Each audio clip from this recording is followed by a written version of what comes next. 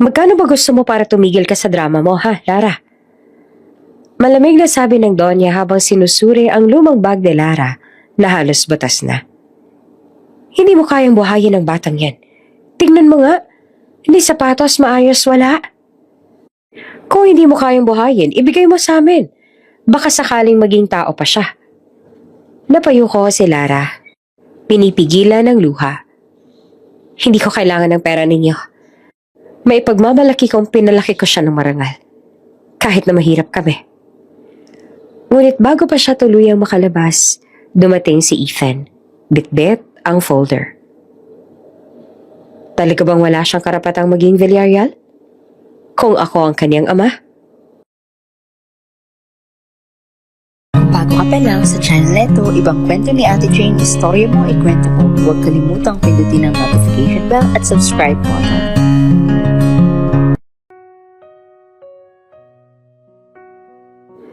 Mainit ang araw sa tanghali, pero hindi iyon alintana ni Gio habang bitbit niya ang isang sako ng mga basurang pinulot nila sa likod ng eksklusibong paaralan.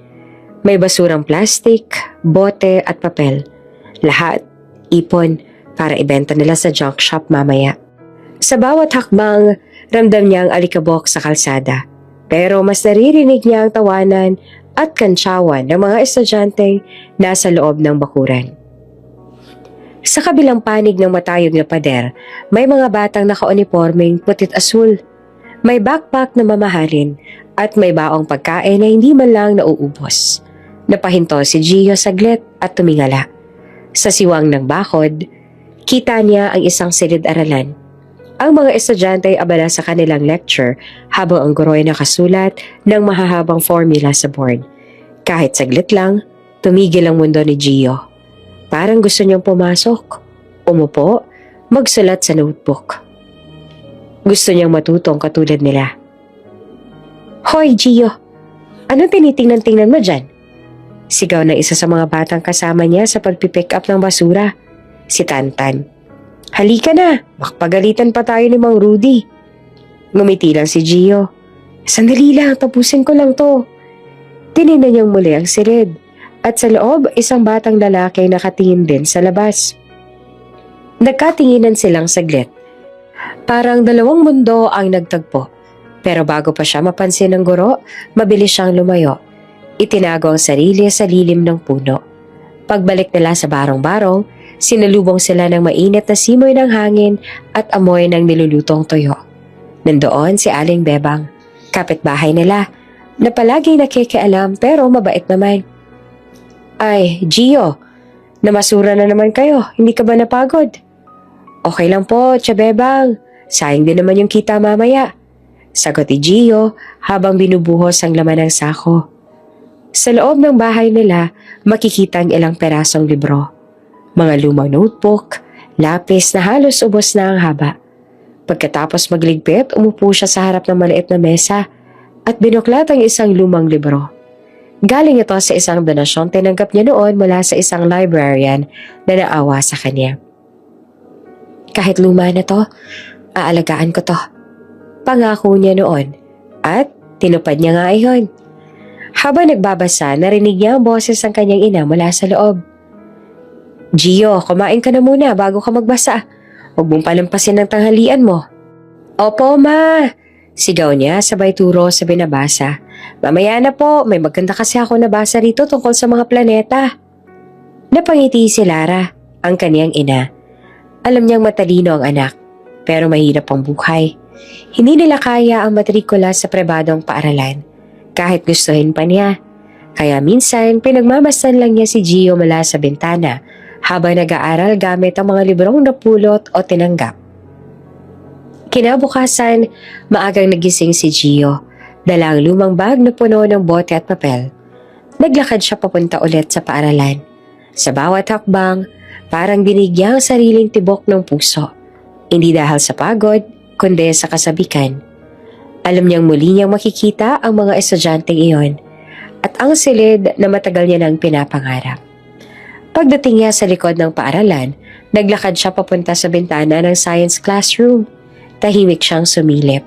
Gaya ng dati, sa loob ang guro ay may hawak na test tube at ang mga estudyante ay nakatingin habang may experiment. Habang pinagmamasdan iyon ni Gio, hindi niya namalayang napangiti siya. Gusto ko rin matutong gumawa ng ganyan, bulong niya sa sarili. Ngunit biglang may umalingaw-ngaw na sigaw. Hoy! Sino yan nasa labas, ha? Napatingin siya at nakita ang janitor ng paaralan, papalapit sa kanya. Agad siyang kumaripas ng takbo, bitbit ang lumang bag, tumalon sa maliit na bakod at nagtago sa likod ng lumang jeep. Hingal na hingal siya, pero nakangiti pa rin. Buti na lang mabilis ako, bulong niya sabay tawa ng mahina. Pag uwi niya sa bahay, nadatnan niya naglalaba ang kanyang ina. Anak, saan ka galing? Doon lang po, ma. Nagbenta kami ng bote kina Mang Rudy. Hindi niya kayang sabihin na muli siyang sumilip sa paaralan. Alam niyang ayaw iyon ng kanyang ina, baka pagalitan siya. Pero sa loob-loob niya, mas matimbang ang pangarap kesa sa takot. Kinagabihan habang tahimik ang paligid, nagbukas siya ng notebook at nagsimulang magsulat. Gumuhit siya ng larawan ng paaralan at sa tabi nito sinulat niya. Isang araw, magiging estudyante rin ako dito. Habang tinitingnan niya ang mga salitang iyon, napuno naman ng pag-asa ang kanyang puso. Hindi man siya sigurado kung kailan mangyayari yun, naniniwala siyang darating din ang araw na may magsasabi sa kanya. Pasok ka, Gio. Dito ka na mag-aral. At sa ilalim ng malamlam na ilaw ng kanilang barong-barong, habang maririnig ang huni ng mga kuliglig, tuluyang pumikit si Gio. May ngiti sa labi at pangarap sa puso. Maaga pa lang, abala na ang buong paaralan. May mga nagwawali sa bakuran, nag-aayos sa mga banderitas. Naglalagay ng red carpet sa harap ng main building. May paparating kasi, si Ethan Villarreal, CEO ng Villarreal Holdings. Ang pangalan pa lang ay sapat na para magdala ng excitement sa lahat. Kilala si Ethan bilang isa sa pinakabatang bilyonaryo sa bansa. Matalino, gwapo, at seryoso sa pagtulong sa edukasyon. Ngayon, personal siyang pupunta sa paaralang iyon para mag-donate ng bagong library building. Sa labas ng gate, hindi rin nagpahuli si Gio. Nakatayo siya sa lilim ng puno. May dalang lumang supot ng basura. Kunwari, naglilinis pero sa totoo lang, gusto lang niyang makasilip sa loob. Nakita niya naglalagay ng malaking karatol ang mga tao. Welcome, Mr. Ethan Villarreal. Napakunot ang noon niya. Sino kaya yun? Bulong niya sa sarili. Ilang minuto pa ay dumating ang itim na SUV na may tinted windows. Bumukas ang pinto at bumaba ang isang lalaki na nakasuot ng simpleng puting polo at maitim na slacks. Maayos ang tindig, pero hindi mukhang mayabang. Nangumiti siya sa mga guro parang gumaan ang paligid. Sir Ethan, welcome po! Bati ng principal na halos hindi mapakali. Magandang umaga. Salamat sa inyong pagtanggap. Magalang na sagot naman ni Ethan. Habang pinapasok siya ng staff, napatingin si Ethan sa paligid, sa mga estudyanteng tuwang-tuwa, sa mga magulang na nag-aabang, at sa mga batang labas-masok sa gate. Doon niya napansin si Gio, nakatayo sa tabi ng poste, marumi ang tsinelas at may bitbit na supot ng bote. Ang iba siguro hindi na mapapansin ng ganitong bata, pero may kakaiba kay Ethan. Marunong siyang tumingin ng lampas sa itsura. Nakita niyang nakatingin si Gio sa mga libro sa loob ng van ng paaralan. Mga bagong libro para sa library. Nakita rin niyang parang pinipigilan ng bata ang sarili na lumapit. Lumapit si Ethan. Hoy, bata, anong ginagawa mo rito? Biglang nanigas si Gio. Muntik pang mabitawan ang hawak na supot. Naglilinis lang po. Sir, tinatapon ko lang po tong basura. Ganun ba? Sagot ni Ethan sabay tingin sa loob ng gate. Kanina ba kita napapansin? Kanina ka pa ba nakatayo dyan? Umiling si Gio pero halatang kinakabahan. Hindi po. Sandali lang po. Tahimik lang si Ethan pero kita sa mukha niya ang pagkuryosong hindi niya maitago. May kung anong kabigatan sa mga mata ng bata. Hindi takot, kundi parang may gustong sabihin pero hindi masabi. Lumapit pa siya ng bahagya. Gusto mo bang pumasok? Tanong niya. Bigla naman nagulat si Gio. Po? Ako? Ngumiti si Ethan. Oo, kanina ka pa nakatingin sa loob ng gate. Parang gusto mong sumilip sa loob ng school ah. Tahimik si Gio, napayoko. Hindi naman po. Ano lang po, gusto ko lang pong matuto. Natigilan si Ethan. Iba ang datay ng mga salitang yon. Hindi to reklamo, hindi rin pakiusap. Isa itong tapat na hangarin mula sa isang batang hindi humihingi ng awa. Gusto lang talaga niyang mag-aral. Gusto mong matuto? Tanong ni Ethan na medyo nakangiti na. Pero hindi ka nag-aaral? Wala po kaming pera, sir. Sagot ni Gio ng diretso, walang drama. At saka po kailangan ko pong tumulong kay mama. Pero minsan po kapag may oras, nagbabasa po ako ng mga lumang libro. Tahimik si Ethan. Tumingin siya sa mga kamay ni Gio. May dumi, may kalyo. Pero mahigpit ang pagkakahawak sa lumang supot ng mga bote. Parang hawak niya ang sarili niyang pangarap. Anong pangalan mo? Tanong ni Ethan. Gio po. Gio. Inulit pa ni Ethan. Alam mo, marami akong bata nakikita sa ganitong edad. Pero birihira ako makakita ng ganitong tapang. Hindi ka nahihiya kahit nandito ka lang sa labas? Ngumiti si Gio. Payak pero puno ng dignidad. Nahihiya po, sir, pero mas nakakahiya po kung hindi ko susubukan matuto kahit mahirap kami. Napangiti naman si Ethan. Isang ngiting matagal nang hindi niya naramdaman. May kung anong init naman sa puso niya habang tinitingnan ng batang ito. Hindi niya alam kung bakit. Pero may kakaibang pamilyar sa mukha ni Gio. Lumapit ang principal sabay sabi, Sir Ethan, nandito na po yung mga estudyante. Ready na po ang program. Tumango lamang si Ethan, pero bago siya pumasok, tumingin ulit siya kay Gio. Sige, Gio. Maghintay ka lang dyan, ha? Opo, sir. Habang naglalakad si Ethan papasok, sumulyap siya ulit sa likod. Nakita niyang nakangiti si Gio habang nakatingin sa mga librong ipapasok sa bagong library. Sa mga mata ng batang iyon, nakita niya ang isang uri ng pag-asa na bihirang makita sa mga tao nasa paligid niya. Araw-araw, at sa hindi niya maintindihang dahilan, naisip ni Ethan na iyon ang unang araw na hindi lang siya basta nagbigay ng donasyon. May natagpuan siyang inspirasyon. Pagkatapos ng program, nagsimula na magsialisa ng mga tao sa quadrangle. May ilang estudyante ang nagpa-picture kay Ethan. May mga guro namang nagpasalamat at nagpaabot ng souvenir. Pero habang nakikipagkamay si Ethan, parang may kulang. Hindi niya alam kung bakit. Pero kanina pa sumasagi sa isip niya ang batang si Gio, yung nakasilip sa gate. Habang tinatapos ang formalidad, tumingin siya sa labas. Naroon pa rin si Gio. Nakatayo sa ilalim ng parehong puno. Hawak pa rin ang lumang supot ng bote.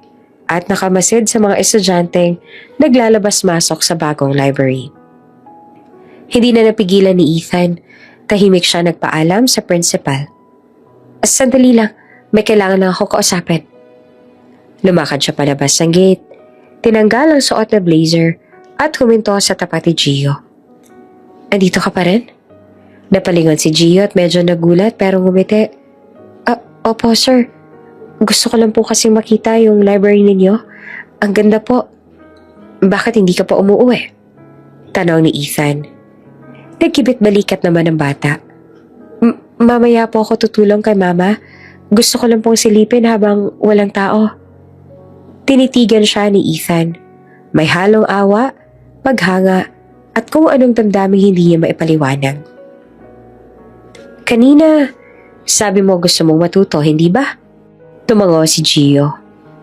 Opo sir, kahit minsan lang po makapasok sa ganyang paaralan, masaya na po ako. Tahimik naman si Ethan sandali. Pinagmasdan niya ang bata. Marumi ang damit, pero maliwanag ang mga mata. Yung tipong kahit ilang beses madapa, gusto pa rin bumangon. Biglang lumakas ang bibig niya, ang mga salita hindi niya rin inaasahan. Kung gusto mong mag-aral, saglit siyang huminto. Ako magpapaaral sa'yo. Napasingap si Gio. Po? Ngumiti naman si Ethan. Narinig mo naman, diba? Gusto ko matuto ka. Lahat ng kailangan mo, tuition, uniform, libro, ako nang bahala. Hindi agad nakapagsalita si Gio para hindi siya makapaniwala. Sir, totoo po ba yan? Hindi po ako sanay na tinutulungan ng ganon. Wala kang kailangang isipin, sagot ni Ethan na mahinahon. Hindi ko ginagawa to dahil naaawa ako. Nakita ko yung sarili ko sa'yo, Gio. At alam kong sayang kung hindi kita tutulungan. Tahimik ang bata. Kita sa mukha niya pinaghalong tuwa at pagdududa. Parang ayaw niya umasa, pero gusto niya maniwala. Pero sir, mahina niyang sabi, baka magalit po si mama. Hindi po siya sanay humingi ng tulong eh. Sabihin mo sa kanya, hindi to utang. Sagot naman ni Ethan. Isipin niya na lang na pagkakataon to. Gusto ko makita ka nag-aaral. Walang kondisyon, Gio. Basta mangako ka lang na pagbubutihin mo. Hindi na nakatiis si Gio ay napaluha siya. Opo, sir, pangako ko po. Mag-aaral po ako mabuti. Hindi ko po sasayangin. Ngumiti si Ethan at hinaplos ang balikat ng bata. Good. Simula bukas, papasok ka na rito bilang estudyante.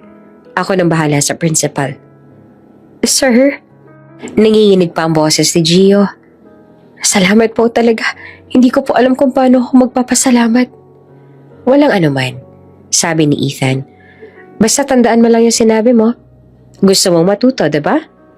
Ngayon, bibigyan kita ng pagkakataon. Habang naglalakad pabalik si Ethan sa sasakyan, napalingon siya ulit kay Gio. Nakita niya nakaupo ito sa ilalim ng puno. Nakangiti, hawak ang lumang supot. Pero ngayon, para bang may bagong liwanag sa mukha niya. Pagpasok ni Ethan sa kotse, huminga siya ng malalim. Hindi niya alam kung bakit parang kabado ang dibdib niya. Parang matagal niya nang kilala ang batang yon. Nilingon niya ang mga librong nasa backseat ng sasakyan. Isa sa mga libro ay may lumang markang Property of Villarreal Residence Library. Mga lumang kopyang dating pag-aari ng pamilya niya bago siya umalis ng mansyon. Habang pinagmamasa niya iyon, biglang sumagi sa isip niya ang isang pangalan, Lara. Isang babaeng matagal niya nang gustong kalimutan. Dating katulong sa lumang bahay nila. Mabait, tahimik, at palagi nakangiti.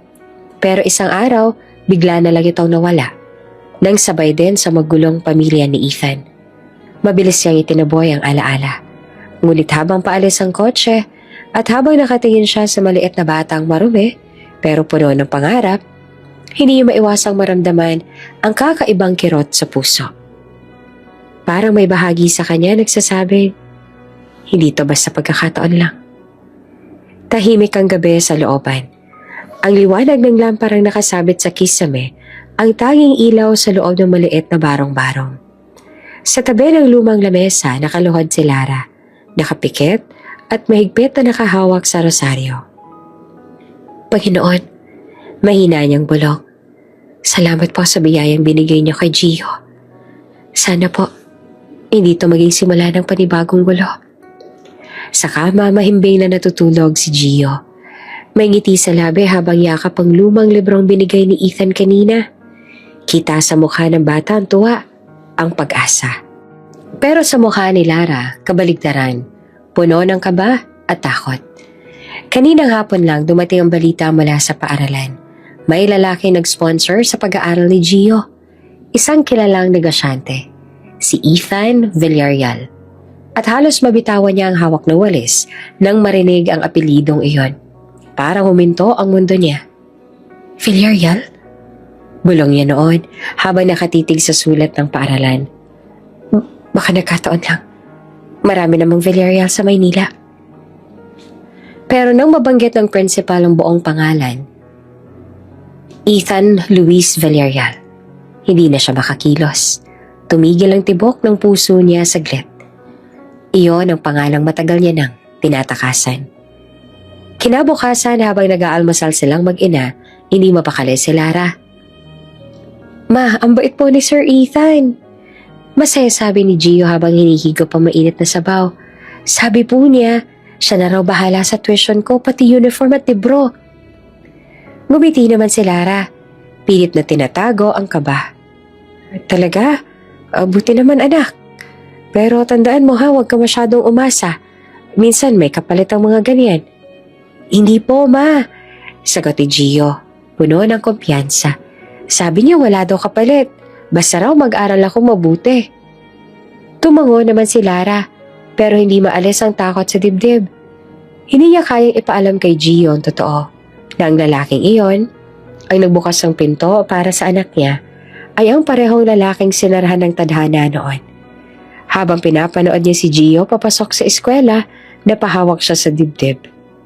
Ethan, bakit ngayon ka pa bumalik?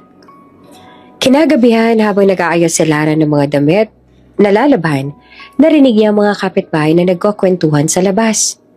Alam mo ba, yung batang pinag-aaral ni Villarreal, taga rito lang daw. Swerte nung mag-ina.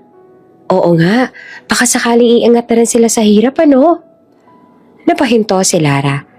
Parang nabigla siya sa bigat ng salitang mag-ina. Ayaw niya maging usap-usapan. Ayaw niyang malaman ng kahit sino na may koneksyon silang mag-ina kay Ethan. Mabilis niyang sinara ang bintana, sabay bulong sa sarili. Hindi dapat malaman. Kahit kailan. Pagdating ni Gio galing eskwela, tuwang-tuwa ito nagkwento. Ma, ang dami ko natutunan. May sarili pa akong upuan, ma. Tapos sabi ng teacher, matalino daw ako. Ngumiti si Lara, pilit na pinapantayan ang saya ng anak. Siyempre naman, anak ko yan. Pero nang ilabas ni Gio ang ID at nakitang may perman Ethan sa ilalim bilang sponsor, parang tinusok ng karayom ang puso ni Lara. Pinagmasdan niya ang perma.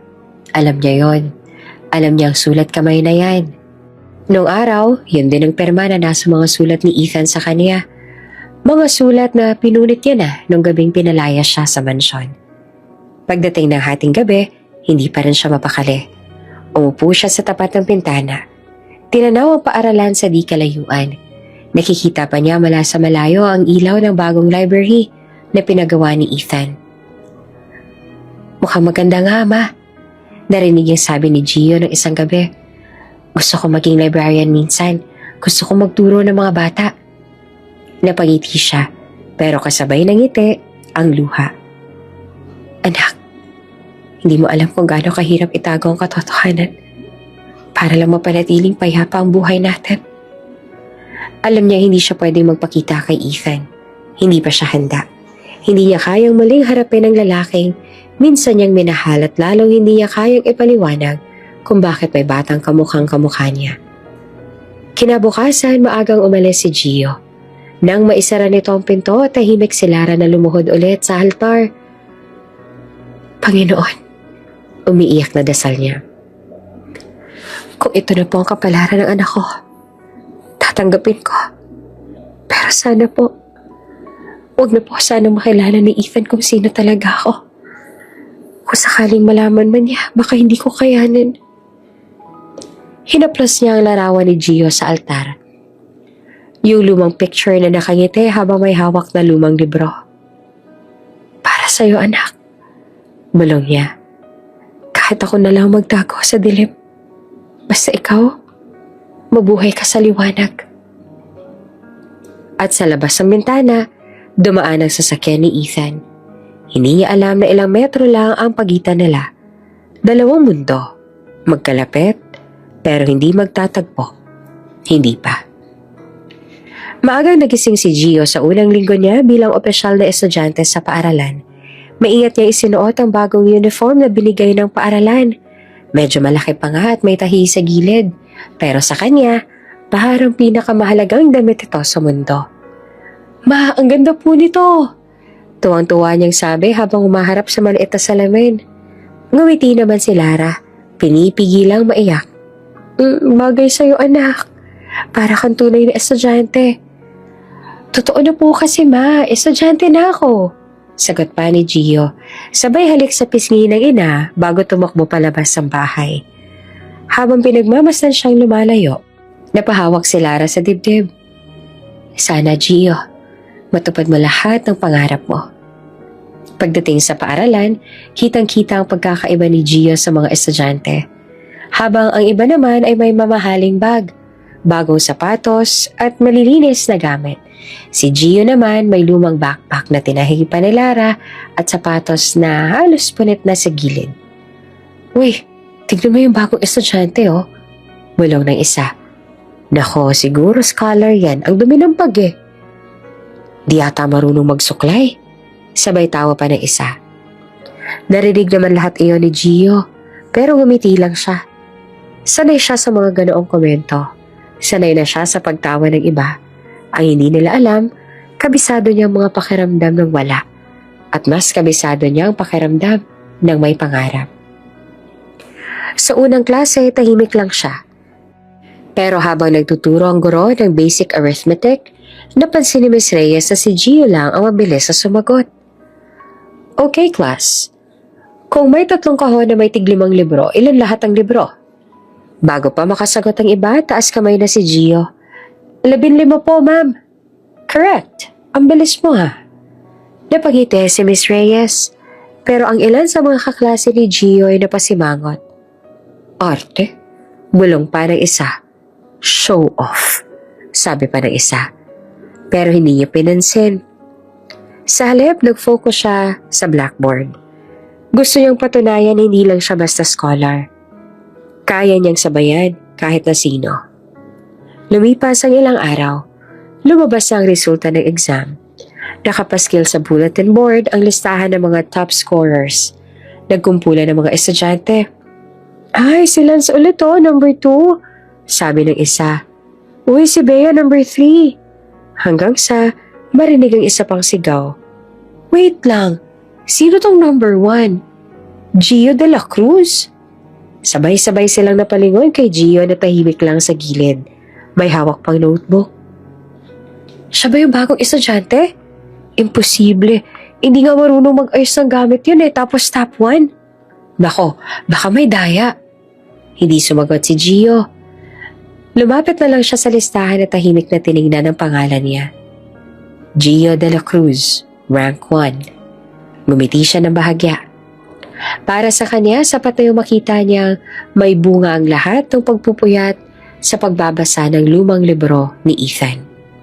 Sa labas ng silid nakamasid si Miss Reyes. Proud na proud sa kanya. Alam ko may potential tong batang to. Bulong niya sa sarili niya. Ilang araw lang lumipas, kumalat na sa buong paaralan ang balita.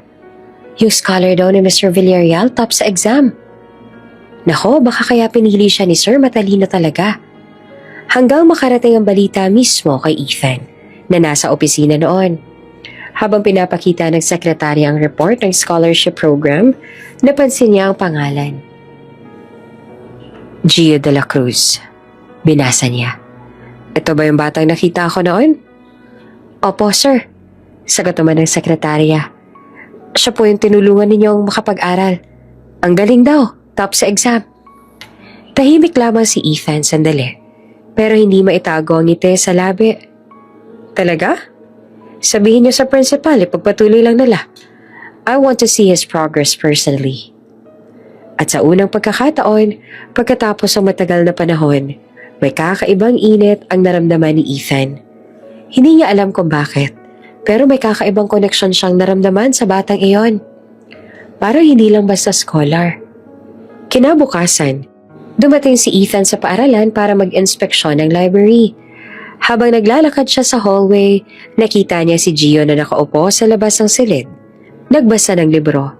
Habang kumakain ng tinapay, lumapit siya na nakangiti. Oy, Gio, kumusta ka na? Napahinto ang bata, agad na tumayo. Sir Ethan, maayos po ako. Maraming po salamat talaga sa inyo.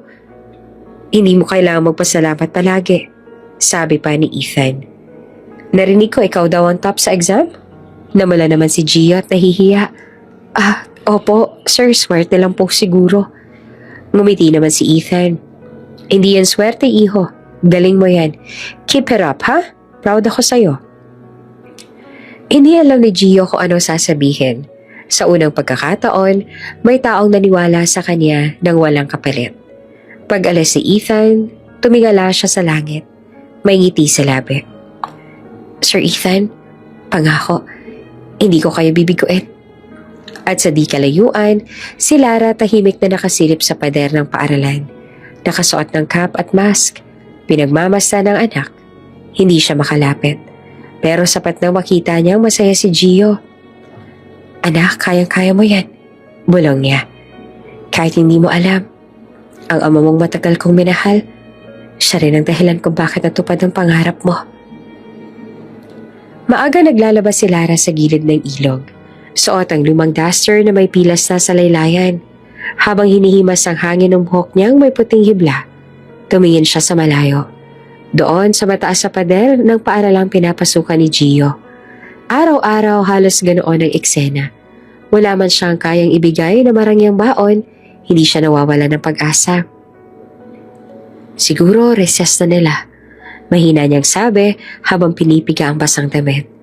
Sa isip niya, iniisip kung kumain na kaya si Gio o kung may nakausap na itong bagong kaklase. Sa gilid ng barong-barong, nakasabit ang lumang kalendaryo. Doon niya tinatandaan ang mga araw na may meeting sa school, mga petsang sinadya niyang iwasan.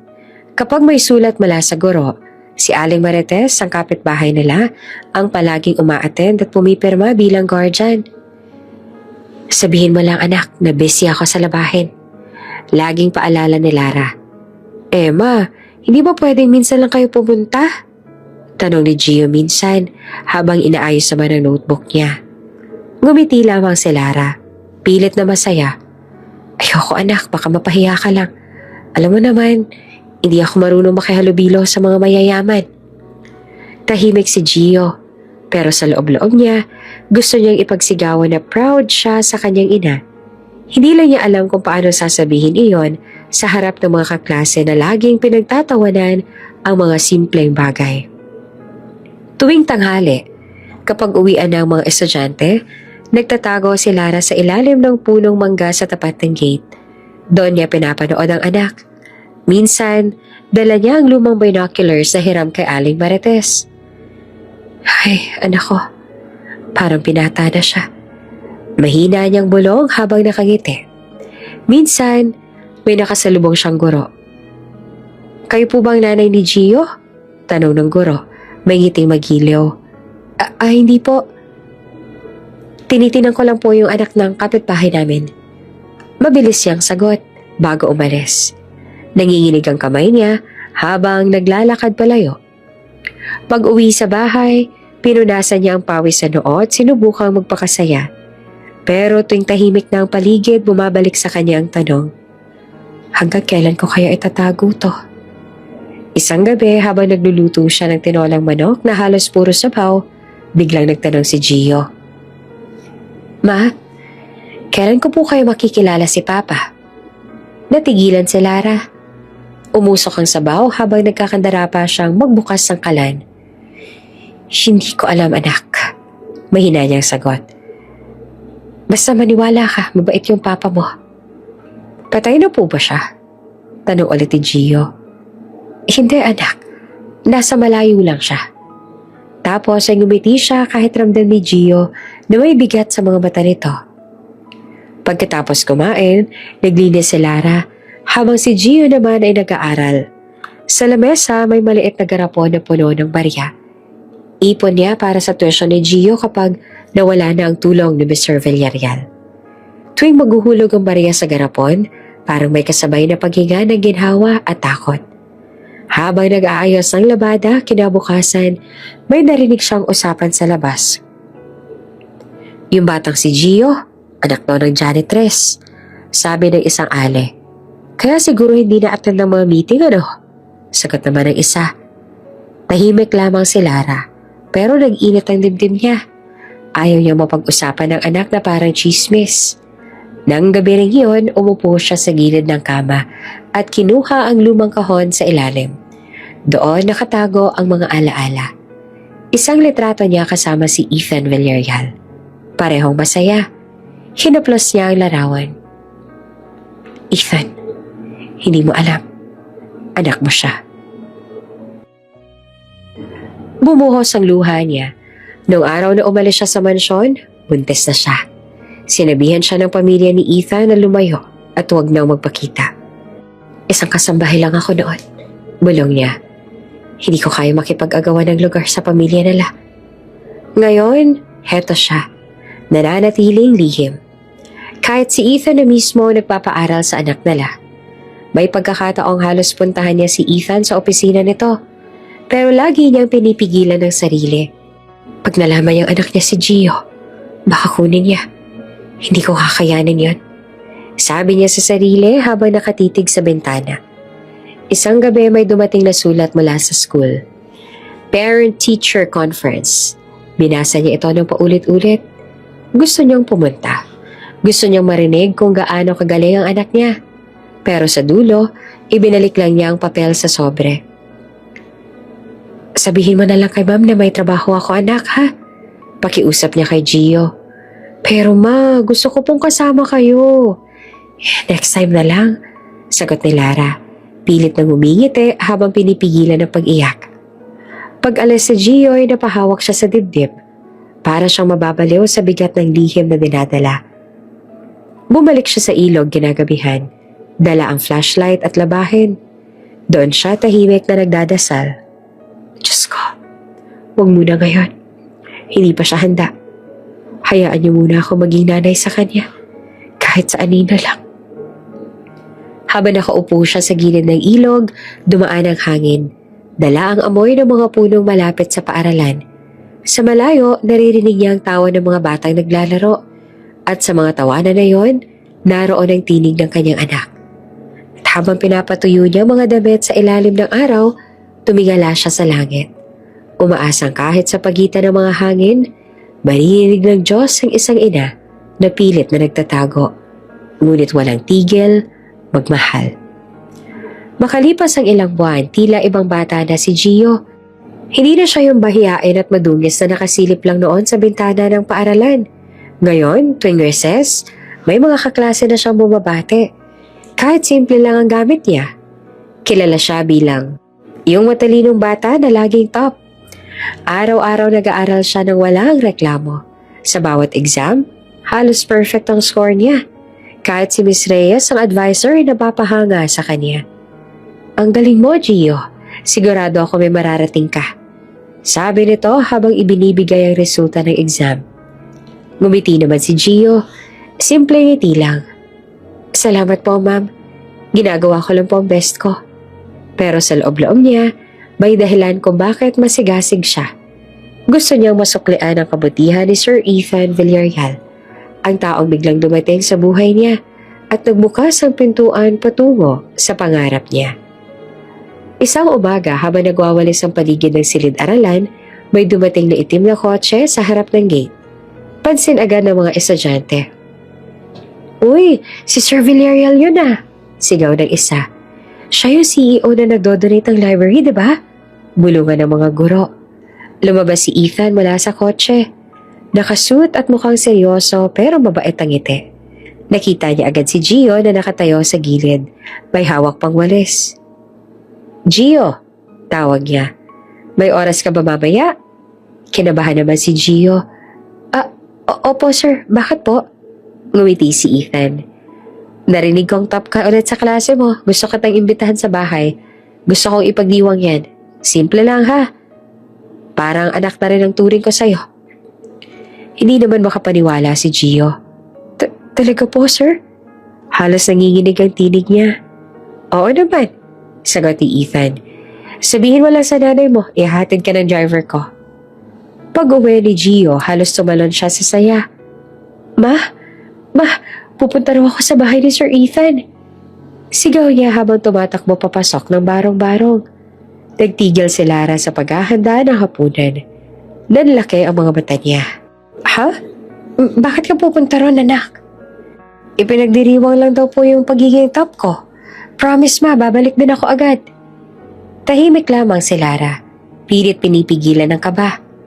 Hindi alam ni Gio sa loob ng ina, may halong takot sa tuwing nababanggit ang pangalang Ethan. Ngumiti si Lara, kahit nanginginig ang labi. Sige anak, pero mag-iingat ka ha, at huwag kang magtatagal. Opo ma, promise. Kinabukasan, maaga siyang sinundo ng driver ni Ethan. Habang bumabiyahe, Hindi makapaniwala si Gio sa mga tanawin. Malalawak na kalsada, mga bahay na parang kastilyo. Sir, ganito po pala kayaman ng mga Villarreal? Mahina niyang bulong nang makita ang gate. Pagbaba, sinalubong siya ng gwardya. Pagpasok niya sa loob ng mansyon, halos mapanganga siya. Malinis, mabango, at puno ng mga chandelier. Pero may isang bagay na agad niyang napansin. Mga painting sa dingding. Puro portraits sa mga babae at bata. Sir, ang ganda po ng bahay ninyo. Sabi niya habang nakatingin sa paligid. Ngumiti naman si Ethan. Salamat, Gio. Dati tahimik lang dito. Ngayon parang may bagong sigla na. Dinala siya ni Ethan sa malaking dining room. Doon may handang spaghetti, fried chicken, at cake na may nakasulat pang congratulations, Gio. Wow! Halos hindi makapaniwalang binatilyo. Para sa'yo yan, sabi ni Ethan. You deserve it, Gio. Habang kumakain, nagtatanong si Ethan tungkol sa buhay niya. Nasaan nga pala ang nanay mo? Matagal ko nang gusto siyang makilala. Napayo ko si Gio. Lagi po kasing busy si mama. Sa trabaho. Minsan sa labahan. Minsan po sa bahay lang. Pero okay lang po siya. Ngumiti si Ethan. Mabuti. Siguradong proud siya sa'yo. Pagkatapos silang kumain, inaya ni Ethan si Gio na maglibot sa mansyon. Gusto mo bang makita ang library? Tanong niya. Opo, sagot ni Gio. Masiglang masigla. Habang naglalakad, napansin ni Gio ang mga larawan sa hallway. Isang painting ang nakakuha ng atensyon niya. Isang batang babae na nakaupo sa hardin. Nakangiti habang may hawak na bulaklak. Tumigil siya. Sir, sino po yan? Tanong niya na nakatingin sa painting. Lumapit si Ethan at saglit na natahimik. Yan. Matagal ng painting yan. Isang taong mahalaga sa akin noong bata pa ako. Pero matagal na kami hindi nagkikita. Hindi naman maipaliwanag ni Gio, pero may kakaibang pakiramdam siyang bumalot sa kanya. Para bang pamilyar ang ngiti ng babae sa painting. Habang nakatitig, para bang may kung anong kirot sa puso niya. Isang hindi matindihang lungkot at aliw. Parang familiar po siya. Mahina niyang sabi. Ngumiti naman si Ethan. Baka nagkataon lang anak. Ngunit sa loob-loob niya, may kakaibang kirot din. Ang larawang iyon ay si Lara. Ang dating kasambahay na biglang nawala noon. Ang babaeng minsan niyang minahal. Nang paalas na si Gio, sinamahan siya ni Ethan palabas. Gio, nais kong ipagpatuloy mo yan, ha? Kung may mga kailangan ka, sabihin mo lang. Opo, sir. Maraming salamat po talaga. Habang nasa loob ng kotse pabalik, hawak ni Gio ang maliit na libro na ibinigay ni Ethan. Dream big, work hard. Ngumiti siya. Salamat, sir. Sana maging katulad niyo ako balang araw. Pag uwi niya ay sinalubong agad siya ni Lara. Kamusta? Kumain ka na ba? Opo, ma. Ang bait po talaga ni Sir Ethan. Ang laki ng bahay. May mga painting po siya ng mga babae. May isa nga pong larawan dun Parang kamukha niyo yung bata. Natigilan si Lara. Muntik niyang mabitawan ang hinuhugasang plato. Ha? Baka nagkakamali ka lang, anak. Hindi po, ma. Kaparehong-kapareho, pati buhok, pati ngiti. Ngumiti si Lara. Pero ramdam ni Gio na may kakaiba sa kilos niya. Baka lang nagkataon, anak. Sige na, magpahinga ka na. Pagpasok ni Gio sa kwarto, tiningnan ni Lara ang sarili sa lumang salamin. Mahina siyang napangiti. Pero kasabay noon ay tumulo ang luha. Ethan, hindi mo talaga malilimutan. Bulong niya. Kahit sa mga larawan lang, nandyan pa rin ako. At sa labas ng bintana, habang tinatangay ng hangin ng mga dahon, tahimik na nagdadasal si Lara na sana hindi pa dumating ang araw na magtagpo ang dalawang mundong matagal niya nang pinaglayo.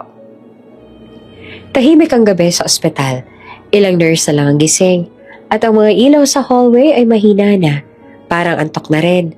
Si Lara, suot ang kupas na uniforme ng janitress, ay nagwawali sa dulo ng koridor. May maliit na earphone siya sa tenga.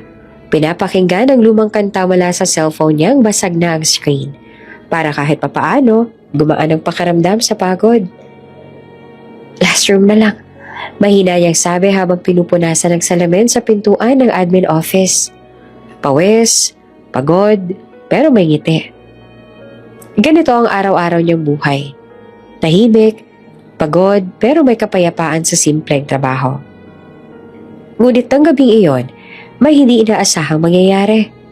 Habang pinupunasan niya ang sahig, may bumungad na grupo ng mga tao. Mga lalaking nakasuit, may dalang dokumento, at may kasunod na lalaki na agad niya nakilala. Kahit pa na matagal ng panahon ang lumipas. Si Ethan Villarreal. Nakatayo ito sa gitna ng hallway. Nakaitim na coat. Mukhang pagod pero kagalang-galang pa rin. Kasama niya ang head nurse at ang direktor ng ospital.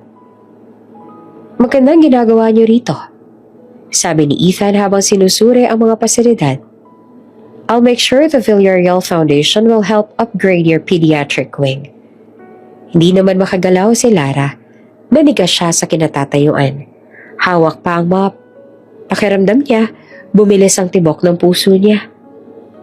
Hindi pwedeng siya yun. Pero habang lumalapit ang grupo, lalo niyang nakikita ang mukha ni Ethan. Parehong-pareho pa rin.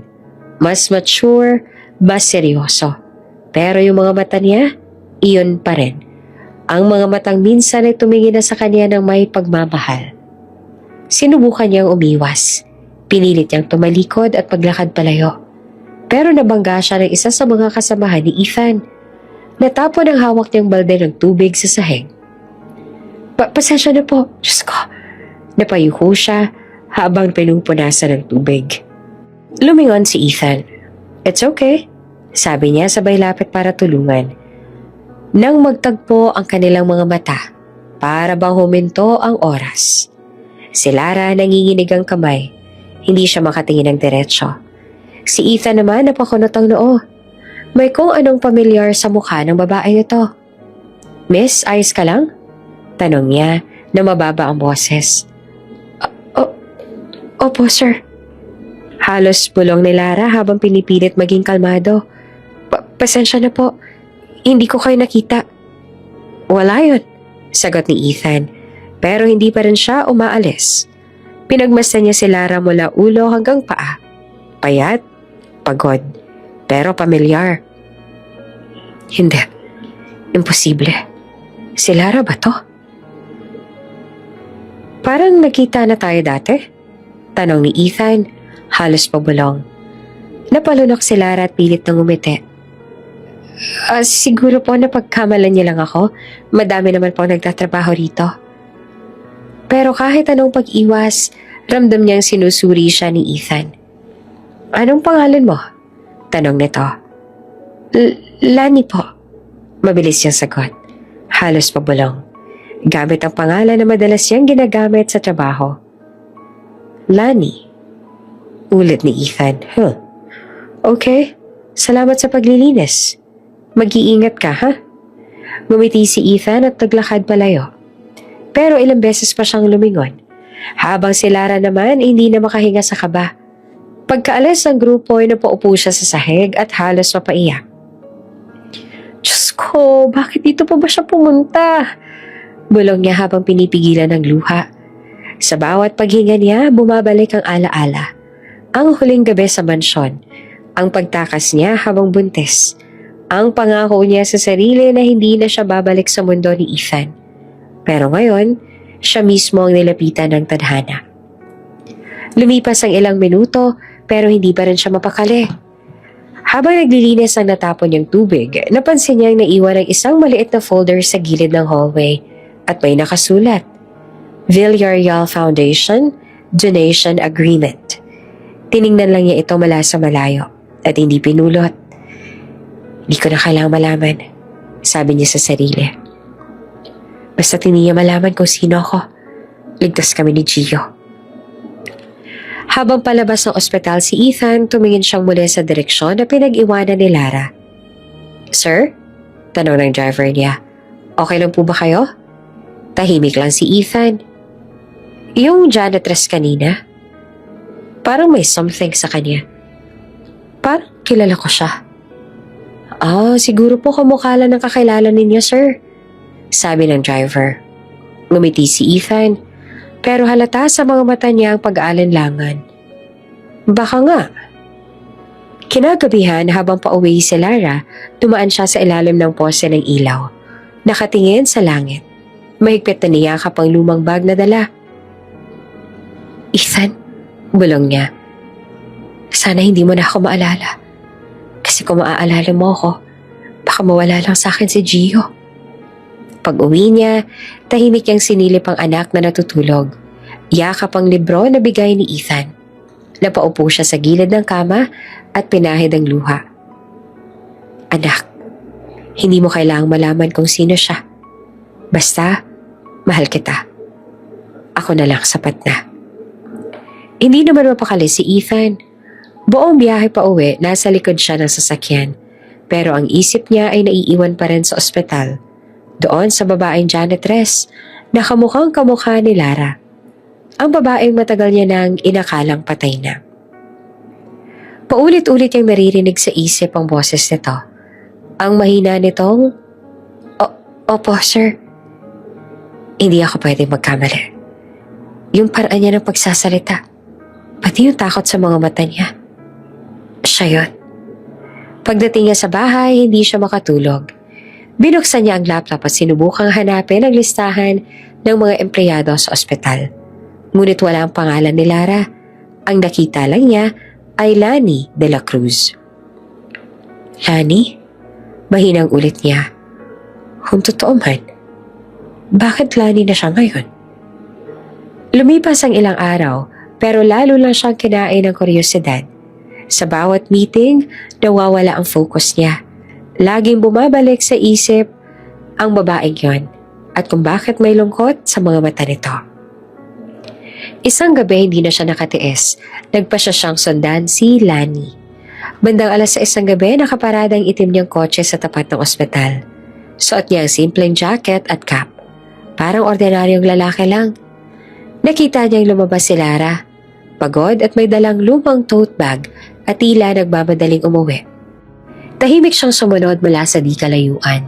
Tumaan si Lara sa mga eskinita, sa lumang bakery hanggang sa likod ng maliit na paaralan. Doon huminto siya sa isang bahay na gawa sa kahoy. May maliit na bintanang may kortina ang kulay asul. Binuksan ni Lara ang gate at bago pa man siya makapasok, may batang tumatakbo palabas. Ma, dumating ka na! Parang tinamaan ng kidlat si Ethan. Napatigil siya sa gilid ng kalsada.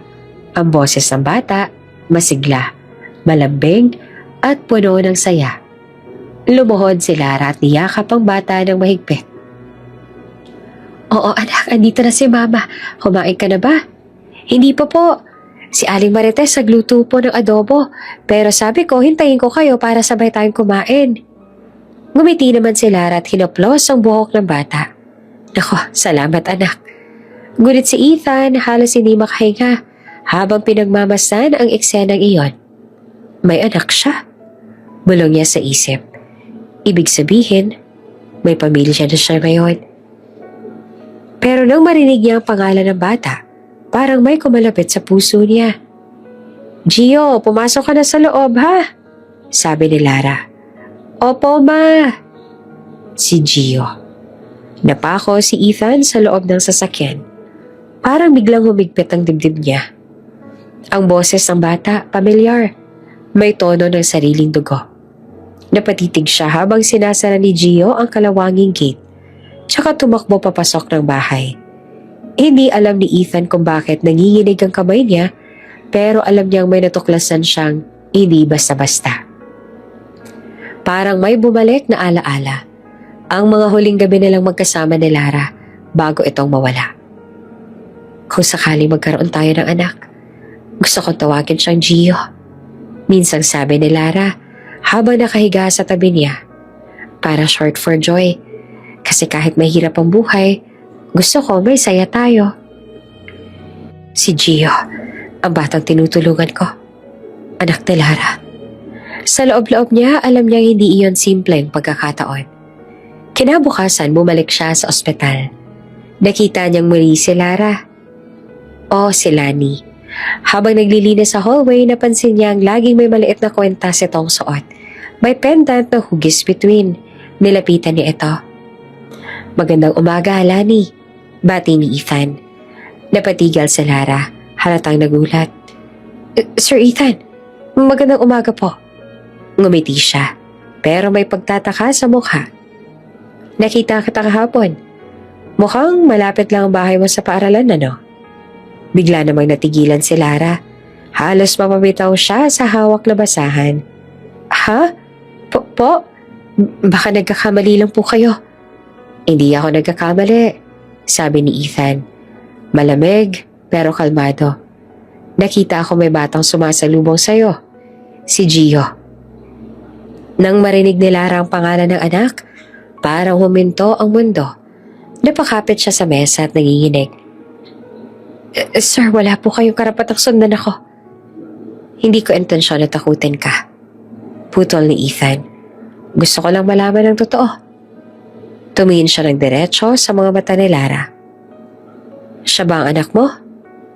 Tahimik. Tanging tunog ng bentilador ang naririnig. Unti-unting tumulo ang luha ni Lara. Oo. Anak ko siya. Mula nang marinig ni Ethan ang salitang ma mula sa bibig ng batang pinag-aaral niya, hindi na siya mapakali. Paulit-ulit bumabalik sa isip niya ang eksenang iyon. Ang yakap ni Lara sa bata, ang ngiti ni Gio, at ang kakaibang pakiramdam na tila matagal ng koneksyon sa puso niya. Hindi siya makatulog. Sa opisina, kahit abala sa mga meeting, palihim niyang tinitingnan ang larawan ni Lara na nakuha niya noon mula sa lumang family album. Hindi pwedeng siya nga iyon. Bulong niya. Pero ang kutob sa dibdib ay lalong lumalakas. Kinabukasan, tinawagan niya ang matagal ng assistant niya si Marco. Marco, gusto kong ipasuri ang background ng isang babae. Lara? Lara de la Cruz. Ang alam kong apelido niya noon. Hanapin mo kung saan siya nagtatrabaho, kung sino ang kasama niya. Lahat ng impormasyon. Pero tahimik lang. Ayoko may makaalam. Nagulat si Marco. Sir, personal po ba ito? Sabihin na lang natin gusto ko makasiguro sa isang bagay. Ilang araw ang lumipas habang nakaupo sa opisina, dumating si Marco na may dalang folder. Sir, eto na po. Nakita ko sa record na dating mga empleyado ninyo sa mansyon ng Villarreal. Si Lara nga po. Dating kasambahay ninyo noong kolehiyo pa lang kayo. Nakalagay dito, umalis siya ng biglaan, walang paalam. May nakasulat na resign due to family emergency. Binuksan ni Ethan ang folder at sa unang pahina, naroon ang picture ni Lara. Mas bata, mas masaya, at iyon ang eksaktong mukha na matagal niya nang kinalimutan, pero hindi kailanman nawala sa puso niya. Siya nga. Mahina niyang sabi. May isa pa pong detail, sir. Dagdag ni Marco. Ayon po sa lumang record ng mga kasambahay, may insidente raw na nangyari bago siya umalis. Isang gabi may gulo daw sa mansyon. Nawala raw ang ilang alahas ng Donya. At si Lara ang sinisi kinabukasan. At si Lara ay biglang hindi na bumalik. Pero wala akong ebidensya laban sa kanya. Napahawak si Ethan sa sentido. Kaya pala. Kaya siya biglang nawala. Parang binuhusan siya ng malamig na tubig. Noon, inakala niyang niloko siya ni Lara na tumakas ang ito dahil napagod sa relasyon nila. Pero ngayon, iba na ang nakikita niya. Parang may taong gumawa ng paraan para mawala si Lara sa buhay niya. Nang gabing iyon, habang nag-iisa sa kanyang bahay, binuksan niya ang laptop at tinitigan ang picture ni Gio na ipinadala ng principal bilang pasasalamat sa donasyon niya sa paaralan. Top student ng batch, nakasulat sa caption. Hindi niya maiwasang mapangiti, pero agad din siyang napabuntong hininga.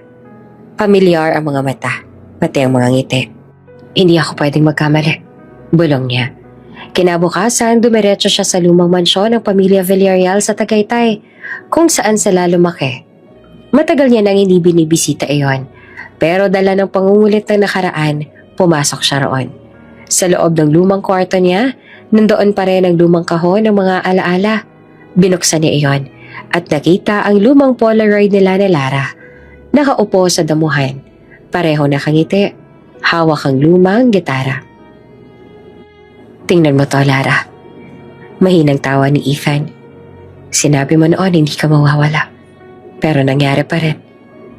Habang nakatitig siya sa larawan, bigla niyang naalala ang gabi bago mawala si Lara. Umiiyak ito habang sinasabi, "Kung may mangyaring masama, huwag mo ako sisisihin." Hindi niya iyon inintindi noon. Pero ngayon nagsisimula ng mabuo ang larawan ng katotohanan. Sa mga sumunod na araw, pinasundan ni Ethan si Lara ng palihim. Sa ulat ng investigator, nakasulat, Subject, Lara de la Cruz. Occupation, janitress sa St. Matthew Hospital.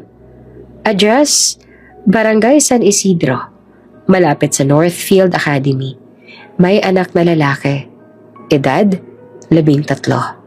Pangalan, Gio de la Cruz. Nang mabasa ni Ethan iyon, parang huminto ang oras. Gio, binigkas niya ang pangalan. De la Cruz. Parehong apelido. Parehong edad na tatama sa panahong nawala si Lara. Lumakas ang tibok ng puso niya. Kung totoo ang iniisip ko. Tumigil siya at hindi alam kung matatakot ba o matutuwa.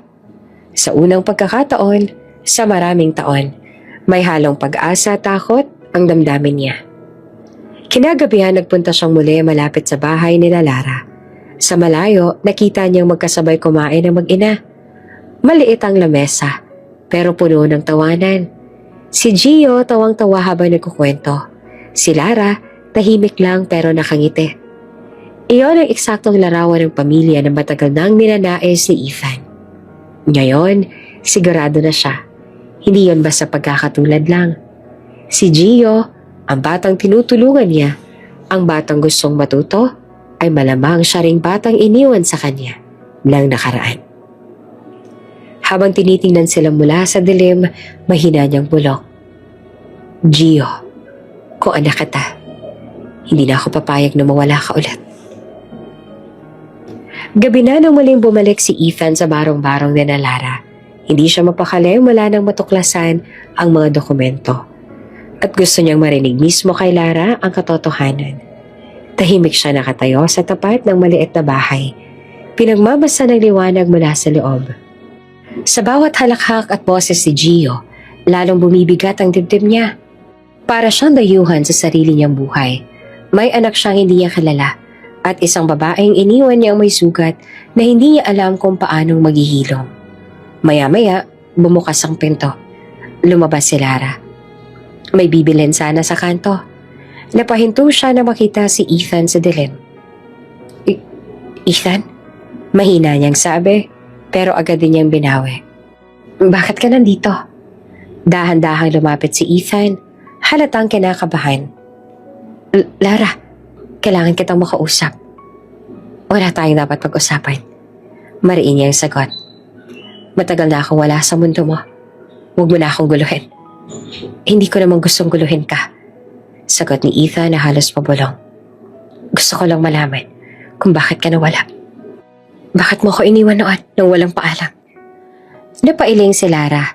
Pilit pinipigilan ang luhang gustong pumatak. Hindi mo kailangang malaman. Tapos na yun, Ethan. Hindi pa tapos para sa akin. Napataas ang boses ni Ethan. Bakit mo tinago sa akin na may anak ka? Natigilan si Lara. Saglit na katahimikan. Tanging tunog ng kuliglig at hampas ng hangin ang maririnig. Lumingon siya sa pinto. Parang tinitiyak na walang nakarinig. Umalis ka na nga, Ethan. Mahinahon pero matigas ang tono. Wala kang dapat malaman. Kung talagang gusto mong makatulong, lumayo ka sa amin. Mas tahimik ang buhay namin nang wala ka. Lara, mahinang sabi ni Ethan. Kung si Gio ay, tumigil ka! Sigaw ni Lara, sabay hakbang palapit. Wala kang karapatang banggitin ang pangalan ng anak ko. Hindi mo alam kung anong dinanas namin. Hindi mo alam kung gaano kahirap magpalaki ng bata ng mag-isa. Parang tinusok ang puso ni Ethan. Kaya nga gusto kong itama yun. Sagot niya na nanginginig ang boses. Kung ako ang ama ni Gio, hindi mo siya anak. Mabilis sa putol ni Lara. Pero halata sa tinig ang pag-aalinlangan. Hindi mo siya kailangang kilalanin, Ethan. Hindi mo kailangang maramdaman kung paanong magutom o kung paanong itago ang anak mo para hindi pagtawanan ng mga kapitbahay. Di ko nilira ang ulo. Halos bulong na lang ang boses.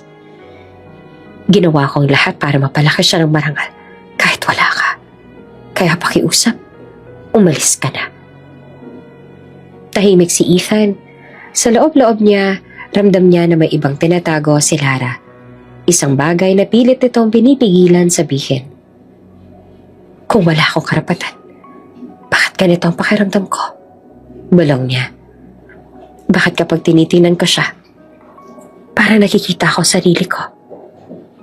Hindi naman nakasagot si Lara. Sa halip, umiwas siya ng tingin at nagsimulang pumasok sa bahay. Ngunit bago pa siya makapasok, biglang may narinig silang malakas na ubo mula sa loob. Ma, hingal na tawag ni Gio. Gio! Napasigaw si Lira at agad na tumakbo papasok. Sumunod naman si Ethan. Naabutan nila si Gio na nakaluhod sa sahig. Hawak ang dibdib at hirap huminga. Anak! Nanginginig ang kamay ni Lara habang pinupunasan ng pawis ang anak. Wala ka na bang gamot? Diyos ko! May hika siya? Mabilis sa tanong ni Ethan habang hinahanap ang inhaler. Tumango si Lara na umiiyak. Oo, pero naubos ang gamot niya. Hindi pa ako nakabili. Hindi na nagdalawang isip si Ethan. Halika sa kotse ko. Binuhat niya si Gio na halos nawawala na ng malay. Huwag ka matakot, Lara. Dali natin siya sa ospital. Habang binabagtas nila ang madilim na kalsada, hawak-hawak ni Lara ang kamay ni Gio sa likod ng kotse. Anak, sandali lang ha. Malapit na tayo. Si Ethan naman mabilis na magmaneho, pero maingat. Sa bawat hingal ni Gio, lalo siyang kinakabahan. Hindi niya alam kung paano, pero may kakaibang takot sa dibdib niya. Takot na baka mawala ang batang iyon. Pagdating sa ospital, agad niyang tinawag ang mga nurse. Emergency! Asthma attack! Sigaw niya at inalalayan sila papasok. Naiwan si Lara sa hallway, nanginginig at umiiyak. Diyos ko, tulungan mo, anak ko. Lumapit si Ethan. Dahan-dahan pero hindi niya alam kung may karapatan pa siyang magpakita ng pag-aalala. Lara, huwag ka magkaalala. Kakayanin niya to. May mga doktor akong kakilala dito. Ako nang bahala. Tumingin si Lara sa kanya. Basang-basang mukha sa luha. Bakit mo pa ginagawa to, Ethan? Hindi mo kailangang tumulong. Wala ka naman dapat malaman. Ngunit habang sinasabi niya ayon, hindi niya mapigilang mapatingin kay Gio sa loob ng ER. Nakahiga, nakakabit sa oxygen mask. Habang ang batang iyon ay literal na pinaglalaban ng bawat hinga. Hindi niya napigilan. Sa gitna ng pag-iyak, napasigaw siya. Ethan, tulungan mo ang anak mo. Tumigil si Ethan. Napako siya sa kinatatayuan. Parang tumigil ang paligid. Ang mga tunog ng ospital ay biglang naglaho. Ano? Sinabi mo? Mahina niyang tanong. Napahawak si Lara sa bibig. Huli na para pawiin. Nanginginig ang mga kamay niya habang lumuluha. Oo, Ethan. Bulong niya. Si Gio. Anak mo siya. Halos hindi naman makapaniwala si Ethan. Sa loob ng ilang segundo, lahat ng tanong niya ay nagkaroon ng sagot. Ang kutob, ang pagkakapareho, ang kakaibang koneksyon. Diyos ko, napaupo siya. Halos hindi makahinga. Ilang taon mo ang tinago sa akin? Umiyak si Lara. Ginawa ko to para protektahan siya. Para hindi siya makaranas ng sakit na naranasan ko noon sa pamilya mo. Hindi ko naman ginustong itago siya pero wala akong choice, Ethan. Tahimik lamang si Ethan. Pero sa loob-loob niya, unti-unti siyang pinupuno ng halo-halong emosyon. Galit, lungkot at matinding pagsisisi. Lumapit siya kay Lara at mahina niyang sinabi. Kung alam ko lang, Sana noon pa. Sana hindi na kita hinayaang umalis. Sa kabilang silid, maririnig nila si Gio na muling humihinga ng maayos. Napatakip ng bibig si Lara at napaluha sa ginhawa. Si Ethan naman, tahimik na nakatingin habang dumadaloy sa kanya ang katotohanan. Ang batang muntik nang mawala sa kanya ay ang batang pinangarap niyang magkaroon noon pa. Tahimik ang buong ospital ng gabing iyon. Sa labas ng emergency room nakaupo si Ethan, hindi mapakali, habang pinagmamasan si Lara na walang tigil sa pagdarasal. Namumugto ang mga mata nito sa pag-iyak. Hawak-hawak pa rin ang lumang panyo na basang-basa na ng luha. Sa loob ng ER, abalang mga nurse sa pag-aasikaso kay Gio na humihinga sa tulong ng nebulizer. Wala kang kasalanan. Mahinang sabi ni Lara na halos pabulong. Ako na lang sanang nagkasakit. Hindi ko alam kung kakayanin ko kapag... Hindi niya na tinapos ang pangungusap. Napayuko siya. At doon, nakita ni Ethan ang bigat ng lahat ng taon na pinasa nito na mag-isa. Lumapit si Ethan, marahang inilagay ang kamay sa balikat ng babae. Lara, kung totoo ang lahat ng sinabi mo kanina. Tumango ito at nanginginig ang labi. Oo, Ethan. Anak mo si Gio. Tumigil si Ethan sa paghinga. Para bang isang malakas sa alon ang tumama sa kanya. Ang batang tinulungan niya. Ang batang gustong-gusto niyang pag-aralin. Ang batang tila konektado sa kanya mula pa noon ay anak niya pala. Bakit hindi mo sinabi noon? Natakot ako. Nung pinaalis ako ng mama mo, buntis na ako. Akala ko mas mabuti nang mawala ako sa buhay mo. Wala akong kayang ipaglaban noon. Sandaling katahimikan ang namayani. Pagkaraan ng ilang minuto, tumayo siya at tumapit sa nurse's station. Excuse me, mahina niyang sabi. Gusto ko sana mag-request ng confidential test. Tumingin ang nurse at medyo nagulat. Anong klaseng test po, sir? DNA test. Sumagot si Ethan na halos pabulong. Between me and the boy inside that room. Alam niyang umamin na si Lara pero sa loob-loob niya, kailangan niyang masiguro. Hindi dahil hindi siya naniniwala, kundi dahil gusto niyang maramdaman sa papel man lang na totoo ang koneksyong iyon.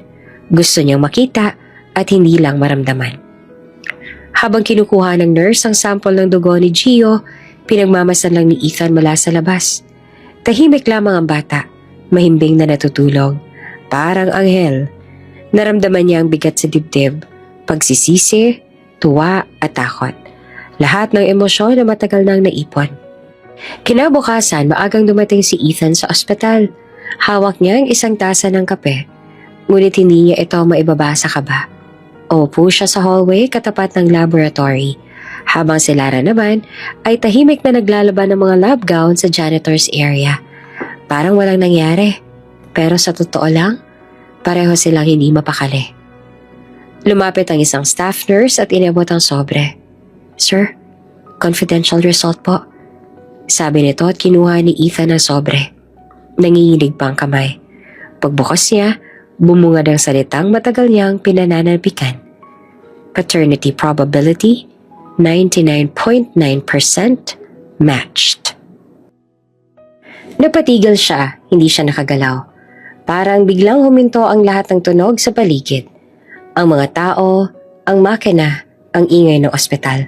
Naglaho. Ang tanging naririnig niya ay tibok ng puso niya. Dahan-dahan niyang hinaplos ang papel. At sa bawat linya, nararamdaman niyang bumabalik ang mga taon na nawala. Ang batang laging nakangiti kapag binibigyan niya ng libro. Ang batang nagtitiis maglakad araw-araw para makapasok. Ang batang nagsasabi ng, gusto ko lang pong matuto, sir. Ngayon, alam niya na kung bakit ganang kalalim ang koneksyon nila. Dahil dugo niya pala ito. Anak niya. Lumapit siya kay Lara. Tahimik na naglalaba pa rin. Parang wala pang lakas ng loob na kausapin siya. Lara, mahinahon niyang sabi.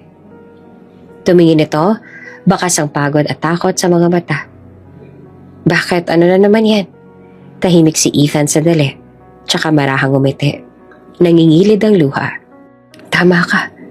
Siya ang anak ko. Anak ko nga si Gio. Napahinto si Lara. Ano sabi mo? Totoo lahat ang sinabi mo. Sabi ni Ethan at pinakita ang papel. Match 99%. Hindi na ako magdududa, Lara. Humagulgol si Lara. Napaupo sa sahig, tinakpan ng mukha. Ayoko malaman mo sa ganitong paraan. Ayokong isipin mong ginagamit ko si Gio para makabalik sa buhay mo. Lumapit si Ethan. Marahang hinawakan ang balikat niya. Wala kang kailangang ipaliwanag. Kung alam mo lang, ilang beses kong naramdaman na parang may kulang sa akin. Ngayon, alam ko na kung ano yon. Sa puntong yon, napahawak siya sa dibdib at sa unang pagkakataon, ngumiti ng totoo. Salamat, Lara. Mahina niyang sabi.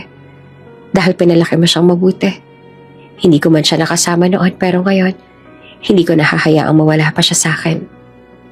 Sa loob ng silid, dahan-dahang dumilat si Gio. Nakita niya si Ethan at ang kanyang ina sa labas ang salamin. Magkausap, nagingitian habang may luha sa pisngi. Hindi niya alam kung bakit pero may mainit na pakiramdam sa puso niya. Ngumiti siya at mahina niyang bulong. Salamat po, Lord. At sa labas, sa unang pagkakataon, nakaramdam si Ethan ng kapayapaan. Hindi na siya kailangang magtanong. Hindi na kailangang magduda. Dahil sa harap niya, sa wakas, ay ang buo niyang dahilan para magmahal muli. Makalipas ang ilang araw, nakalabas na rin si Gio mula sa ospital. Malakas na ulit siya. At kahit payat pa, balik na ang sigla sa kanyang mukha. Habang binabalot ni Lara ang mga damit nila sa lumang bag, lumapit si Ethan. Wala nang kailangang madaliin, sabi niya. Doon muna kayo sa bahay ko. Mas maayos doon si Gio habang nagpapalakas. Ayoko, Ethan. Mariing sagot ni Lara. Hawak pa rin ang lumang bag. Baka magalit ang mama mo kapag nalaman niyang nandun kami. Ngumiti naman si Ethan at marahang kinuha ang bag mula sa kanya. Kung magagalit siya, akong kakausap. Hindi mo kailangang magtago pa. Tapos na yung panahon na pinagtatabuyan ka. Walang nagawa si Lara. Sa huli, pumayag siyang sumama. Gabi nang makarating sila sa bagong bahay ni Ethan. Hindi na ito ang lumang mansyon ng mga Villarreal, kundi isang tahimik na tahanang malayo sa gulo ng nakaraan. Habang binubuksan ng driver ang gate, napalunok si Lara. Iba ang pakiramdam. Hindi na ito tahanan ng mga amo, kundi bahay ng lalaking minsang minahal niya.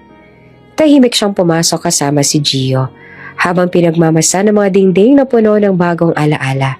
Sa bawat hakbang, ramdam niya ang kaba. Parang tanong ng puso niya, handa ba siyang magsimulang muli sa piling ni Ethan? Ang laki naman ng bahay na to, di ba ma? Balala si Gio, namamangha sa mga ilaw at fountain. Parang hotel. Ngumiti si Lara, kahit may kaba sa dibdib. Oo anak, pero tandaan mo, bisita lang tayo rito. Pagpasok nila, sinalubong sila ng mga kasambahay. May ilan na nakatingin lang, halatang nagulat. Si Ethan naman ay tila walang pakialam sa mga tingin, diretsa lang sa sala. Dito na muna kayo, sabi niya. Si Gio pwede sa guest room sa taas. Lara, kung gusto mong tumulong sa kusina, pwede mo sabihin kay Aling Rosa. Pero gusto ko magpahinga ka muna. Hindi man niya sabihin, alam ni Lara. Si Ethan ngayon ay determinadong itama ang lahat ng pagkakamali ng nakaraan. Ngunit hindi pa man sila nakakapagpahinga, biglang bumukas ang malaking pinto. Ethan Luis Villarreal. Lahat ay napalingon. Mabilis ang yapag ng Doña Villarreal. Nakasuot ng mamahaling bestida, pero matalim ang tingin. Kasunod niya, dalawang kasambahay na hindi makatingin diretso. Tumigil si Lara sa pag-aayos ng gamit at para siyang nanigas sa kinatatayuan. Si Gio naman nagtataka kung bakit biglang tumahimik ang lahat. Anong ginagawa ng babaeng yan dito? Sigaw ng Donya, sabay turo kay Lara. At bakit nandito ang bata? Ma, pakinggan mo muna ako. Mahinahon na sabi ni Ethan, pero mahigpit pa rin ang panga. Walang dapat pakinggan. Sabat ng Donya na nanginginig sa galit. Hindi pa ba sapat ang ginawa ng babaeng niya noon? Ginamit ka niya. Pinahiya ang pamilya natin. At ngayon, balak mo pa siyang ibalik sa buhay mo? Napayuko si Lara. Nanginginig ang kamay. Donya, wala po akong balak. Pigilan mo yung drama mo, Lara. Sigaw ng matanda. Alam ko ang kaya ka lang bumalik. Dahil alam mong mayaman na si Ethan. Ginamit mo pa yung batang yan para makabalik sa amin? Hindi na nakatiis si Ethan. Ma, tama na. Malakas yung sabi.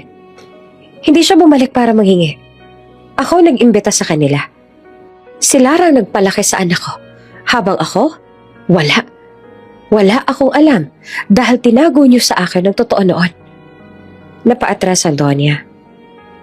Anak mo? Halos hindi naman makapaniwala. Anak mo yung batang yan?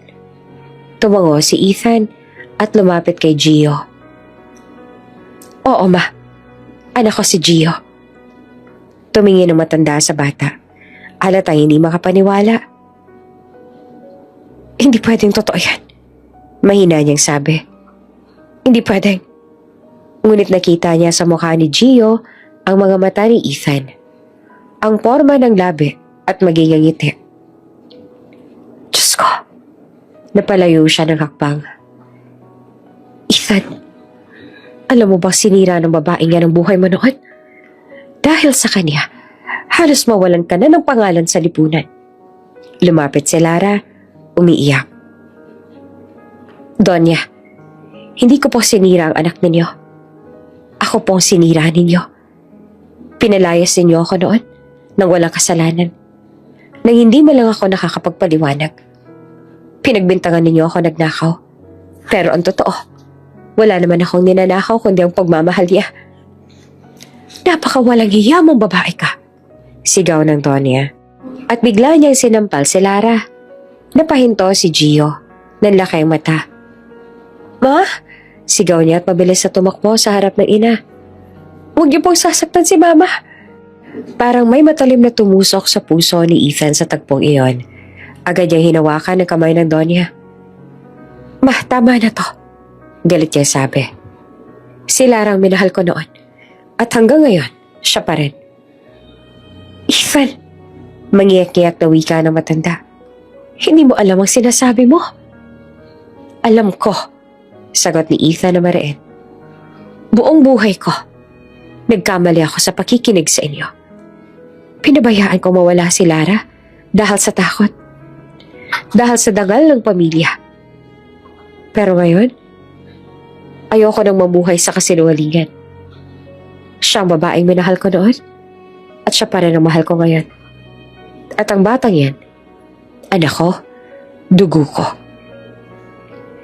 Tahimik ang buong sala.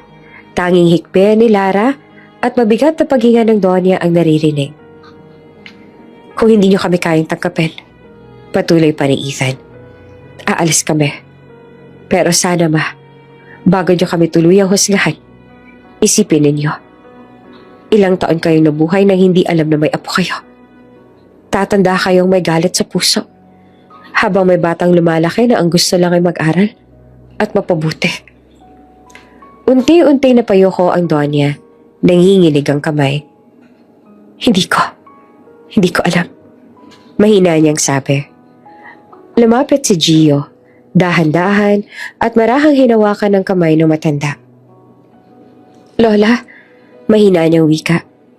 Hindi ko po kayo kilala pero kung si Papa at Mama po ang pinag-aawayan ninyo, sana po, huwag niyo na po kayong magalit. Aalis na lang po kami. Gusto ko lang po maging masaya kami sana.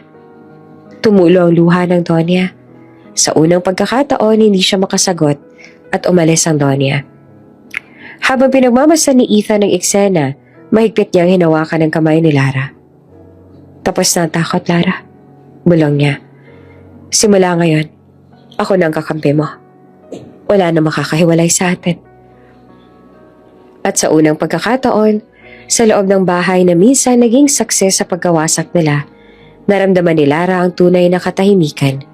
Kahit pa may galit at kirot, may liwanag na ring unti-unting sumisilip. Tahimik ang umaga sa bahay ni Ethan. Si Gio ay abala sa pag-aayos ng kanyang mga gamit para pumasok. Habang si Lara naman ay nagluluto sa kusina. Masaya na sana ang lahat. Tila unti-unti nabubuo muli ang pamilya na matagal nang winasak ng nakaraan. Ngunit sa lilim ng mga haligi ng bahay, may isang matang matagal nang nanonood. Si Mila. Matagal na siyang kasambahay ng ina ni Ethan. At kahit nang bumukod na ito, isinama siya bilang tagapag-alaga ng bahay. Tahimik, masipag, ngunit sa likod ng mga ngiti niya, may tinatagong inggit at sugat ng kahapon. Mula pa noon, lihim ng minamahal ni Mila si Ethan. Siya ang nakasakses sa mga unang ngiti ng binata. Sa mga araw na nag-aaral ito, at sa mga gabing umiiyak ito nang mawala si Lara. Ngunit, nang muling makita niyang magkasama sina Lara at Ethan sa ilalim ng iisang bubong, parang bumalik lahat ng pait na pilit niyang nilimot. Habang pinagmamasdan niya mula sa hagdanan si Lara na nakangiti nag-aayos ng mesa, kumulo ang dugo ni Mila. Ang kapal ang mukha mong bumalik, Lara. Bulong niya sa sarili. Kinuha mo na noon si Ethan. Ngayon gumawa ka pa ng pamilya ninyo. Kinagabihan habang nagtitipon ang lahat para kumain, nagulat si Lara nang lumapit si Mila, dalang isang lumang envelope. Sir Ethan, may sabi ni Mila pero may bahid ng galit sa tinig. May dapat po kayong malaman. Tungkol kay Lara. Tahimik ang buong mesa. Maging si Gio ay napatingin sa kanila. Dahan-dahang binuksan ni Mila ang sobre. At doon ay lumabas ang isang kupas sa litrato. Si Lara may hawak na sobre ng pera. Kuha sa lumang mansyon. Ito po ang ebidensya na siya talaga nagnakaw ng perang alahas na nawala noon sa bahay ng Donya. Sabi ni Mila. Halos nanginginig ang tinig. Nabigla si Ethan. Ano itong pinagsasasabi mo, Mila? Malamig ang tanong. Ngunit bago pa makasagot si Lara, nagsalitang muli si Mila. Noon pa po, nagdududa na ako sa kanya. Simula nung mapansin kong lagi kayo magkasama, nagbago na siya. At nung gabi bago siya nawala, nakita ko siya mismo. Hawak ang sobre na pera at alahas ni Donya. Napayuko si Lara at nanginginig. Hindi totoo yan, Mila. Mahina niyang tugon. Hindi ako nagnakaw. Ngunit agad siyang pinutol ni Mila. Hindi totoo? Etong larawan. Galing yan sa lumang CCTV ng mansyon bago pa ito masira. Tahimik si Ethan. Halos hindi makatingin kay Lara. Bumigat ang hangin sa paligid. Ang mga mata ni Gio ay puno ng takot at kalituhan. Mama, totoo ba yan? Mahinang tanaw ng bata. Hindi naman agad nakasagot si Lara. Lumapit siya kay Gio at hinawakan ito sa balikat. Anak, hindi ako nagnakaw at wala akong ginawang masama.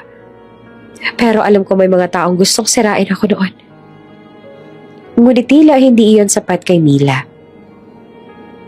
Gusto mo bang malaman kung bakit kanya iniwan, Sir Ethan? Patuloy ni Mila. Halos sumisigaw na. Dahil takot siyang mahuli. Dahil alam niyang may kasalanan siya. Tumayo si Ethan. Mariing pinikit ang mga mata. Mila, tama na. Ngunit hindi pa rin siya tumigil. Ginamit ka lang niya noon. Ginamit niya ang awa mo. At ngayon, ginagamit niya ang anak niya para makabalik sa buhay mo. Napatigil si Lara. Nanginginig ang kamay habang tumutulo ang luha. Hindi ko kailanman ginamit si Gio. At hindi ko kailanman ginamit ang pagmamahal mo, Ethan. Tumalikod si Mila at umiiyak na tumatakbo palabas ng bahay. Ngunit hindi dahil sa pagsisisi, kundi dahil sa galit. Ang buong katawan niya ay nanginginig sa puot. Hindi ako matatalo sa kanya ulit. Hindi ako mawawala ng lugar kay Ethan. Bulong niya sa sarili. Kinabukasan habang naglalakad si Ethan papunta sa garahe, may nahulog na maliit na papel mula sa kwarto ni Mila. Doon niya nakita ang parehong larawan. Ngunit ngayon, may nakasulat sa likod. Magdusa ka, Lara. Nanlaki ang mga mata ni Ethan. Agad siya nagpunta sa servant quarters at doon niya nakita si Mila. Umiiyak at nag-e-empake ng mga gamit. Tama na, Mila. Mariing sabi ni Ethan. Alam ko na ang totoo. Ikaw ang gumawa ng lahat para masira si Lara. Nanginig si Mila sa hiya at galit. Ginawa ko lang yun dahil mahal kita, Ethan. Pero hindi mo malang ako pinansin kahit kailan.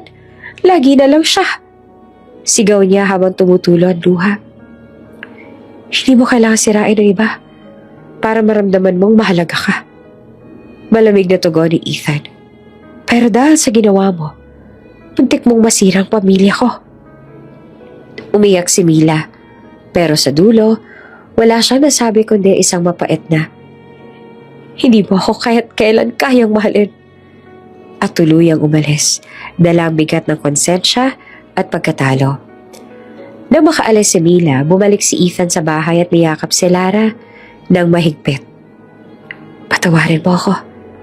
Dapat mas naniwala ako sa puso ko kesa sa nakaraan. Tahimik lamang si Lara, ngunit sa gitna ng luha, tumango siya. Sa wakas, natapos ang isa sa pinakamadilim na kabanata ng buhay nila. At sa pagbagsak ng gabi, may bagong umagang naghihintay para sa kanila. Maagang-maaga pa lang ay nagpaalam na si Lara kay Ethan. Tahimik ang buong bahay.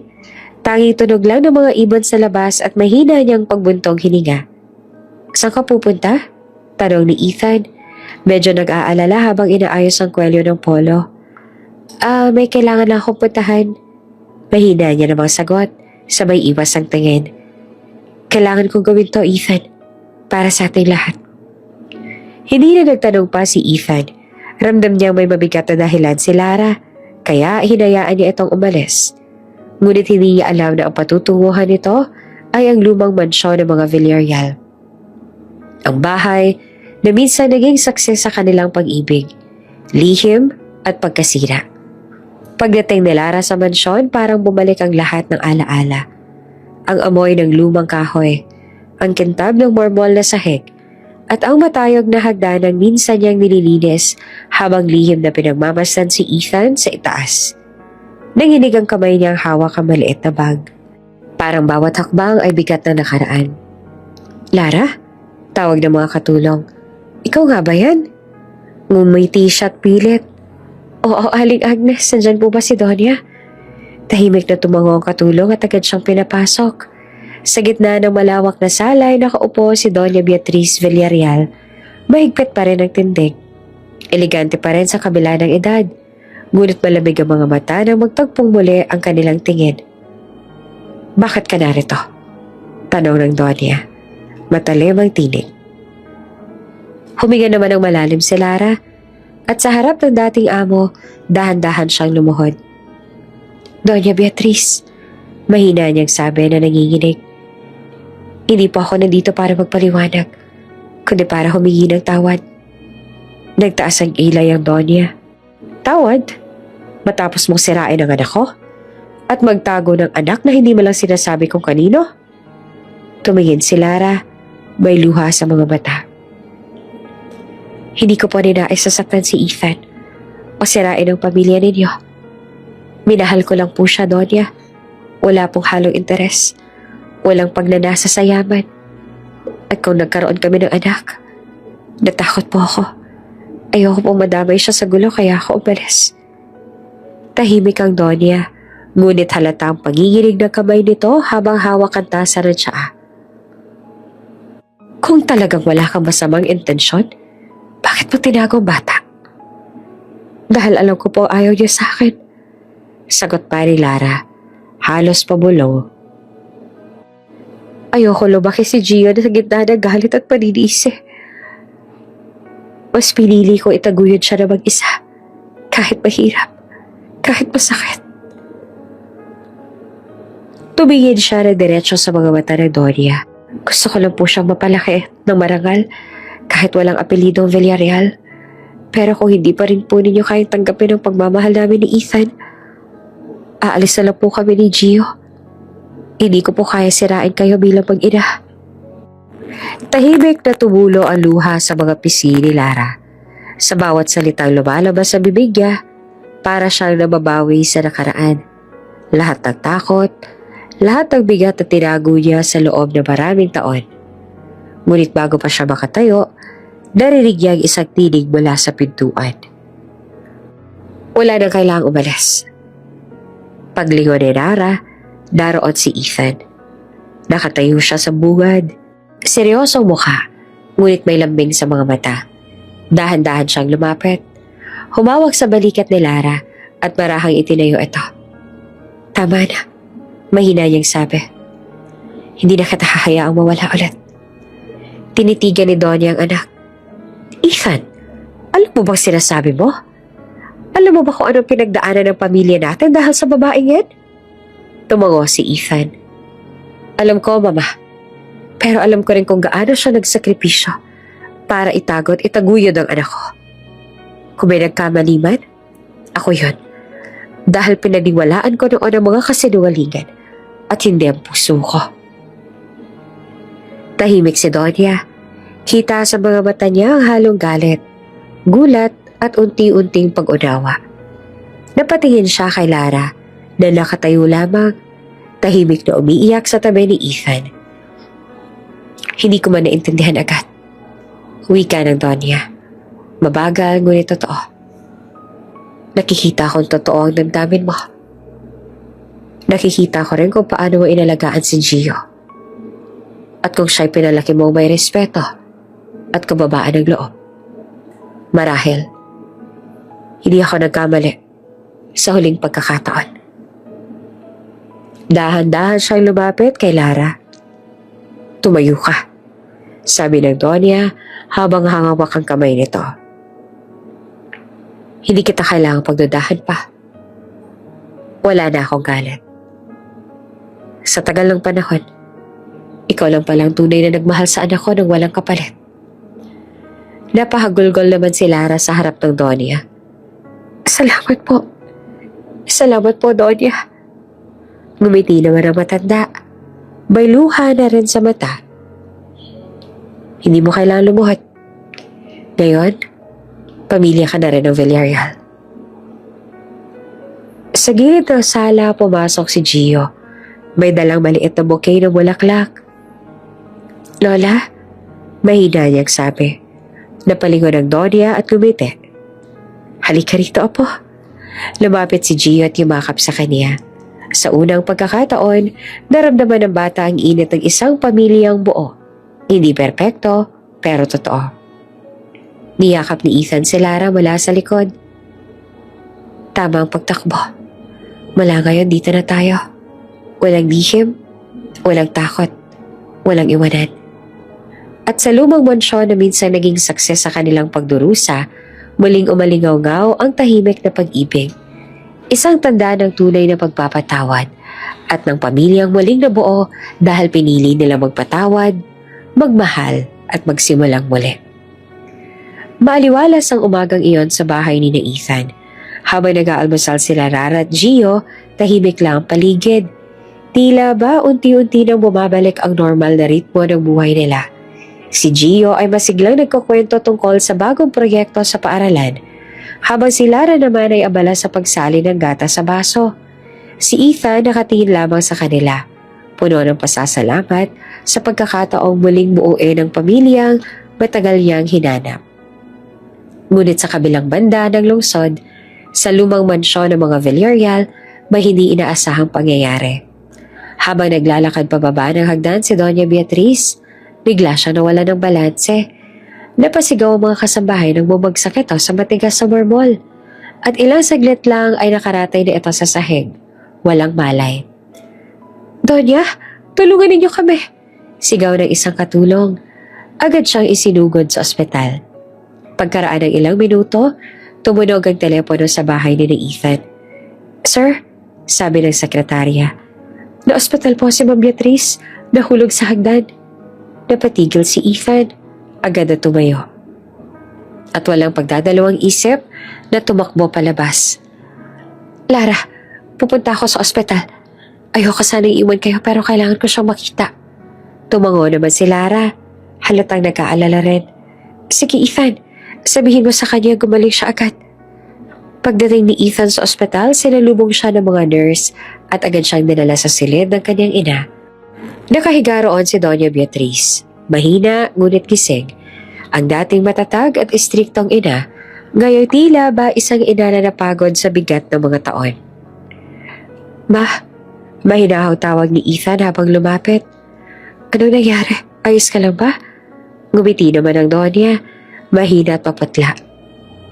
Ethan anak, mabuti nandito ka. Umupo si Ethan sa tabi ng kama at hinawakan ng kamay nito. Siyempre ma, hindi ko kayang pabayaan ka. Tahimik lang si Donya, tinitigan ng matagalang anak, tsaka napaluha. Ethan, may gusto akong aminin bago pa ako tuluyang mawala ng pagkakataon. Nagkibit balikat naman si Ethan. Ano yun ma? Anak, mali ako noon. Mali ako sa lahat ng desisyong ginawa ko laban kay Lara. Noong mga panahong yon, natakot ako mawala ka sa akin. Nakita ko masaya ka kay Lara pero ako, hindi ko matanggap. Pinangarap ko para sa iyong buhay na marangya. Marangal sa paningin ng lipunan pero sa totoo lang, ako ang naging dahilan kung bakit nasaktan kayong dalawa. Ma, pinalayas ko si Lara noon. Hindi dahil sa galit, kundi sa takot. Takot na kapag pinili mo siya, makalimutan mo ako. Kaya gumawa ko ng paraan para masira siya sa harap ko. Ako nagsabi kay Mila na magnakaw siya at sisihin si Lara. Ako ang dahilan kung bakit siya umalis. Nanlaki ang mga mata ni Ethan. Hindi siya makapaniwala sa narinig. Ang matagal na misteryong bumalot sa puso niya, ang pagkawala ni Lara, ay may kasagutan na ngayon. Bah, ibig sabihin, alam mo inosente si Lara noon? Tumango si Donya at umiiyak na. Oo, alam ko anak. Pero pinili kong manahimik. Akala ko noon tama ako. Akala ko ginagawa ko yun para sa'yo. Pero ang totoo, sinira ko pinakamahalagang bahagi ng buhay mo. Hindi agad nakapagsalita si Ethan. Nakatingin lang siya sa ina at sa likod ng sakit na nadarama. Naroon pa rin ang pagmamahal ng isang anak. Dahan-dahan siyang tumayo at hinawakan ng mas mahigpit ang kamay ng Donya. Ma, mahinahon niyang sabi. Matagal ko nang pinangarap na marinig yan. Oo, nasaktan ako. Pero hindi ko kaya magtanim ng galit sa'yo. Alam kong ginawa mo yan dahil anak mo ako at gusto mo lang akong protektahan sa paraang alam mo. Napaluha ang Donya sa mga salitang yon. Ethan, mapapatawad mo ba ako? Tumango si Ethan, hinaplos ang buhok ng ina. Siyempre ma, wala namang nanay na hindi nagkakamali. Wala ring anak na dapat tumalikod sa ina. Ang mahalaga ngayon, alam na natin ang totoo. At gusto kong gumaling ka para makasama mo pa si Gio. Ngumiti ang Donya at pilit na ngumiti na may pag-asa. Si Gio, napakabait niyang bata, para siyang ikaw nung maliit ka pa. Alam mo, nung unang beses ko siya nakita, may kung anong init sa puso ko na hindi ko alam. Apo ko pala siya. Tumawa si Ethan ng bahagya. Kasi mabuti siyang bata ma, gaya ni Lara. At sana paglabas mo dito, makasama mo na rin silang dalawa. Simula ngayon, wala nang lihim, wala nang galit. Pamilya tayo. Buo at totoo. Tahimik na pumatak ang luha ng Donya. Ngunit may ngiti sa labi. Salamat anak. Salamat at hindi mo ako tinuluyang talikuran. Hinaplos ni Ethan ang pisngi ng ina. Hindi ko naman kaya yun ma. Ikaw pa rin ang una kong tahanan. Lumipas ang ilang oras, muli nakatulog si Doña Beatriz. Mas kalmado na ang paghinga. Lumabas si Ethan ng silid. Huminga ng malalim at napatigala. Sa wakas, parang nabunutan siya ng tinik na kay tagal niyang pasan. Sa hallway dumating si Lara at Gio. Kamusta si Doña Beatriz? Tanong ni Lara na may pag-aalala sa mukha. Ngumiti naman si Ethan, bahagyang tumulo ang luha. Mabuti na siya. At sa wakas, lahat ng tanong natin nasagot na. Hinawakan niya ang kamay ni Lara, sabay sabi ng may ngiti. Ngayon, makakahiga na tayo. Wala nang galit. Wala nang takot. Puro kapatawaran na lang. At sa labas ng silid habang nakasilip si Gio at nakita ang lola niyang nakahimlay, mahina siyang nagbulong.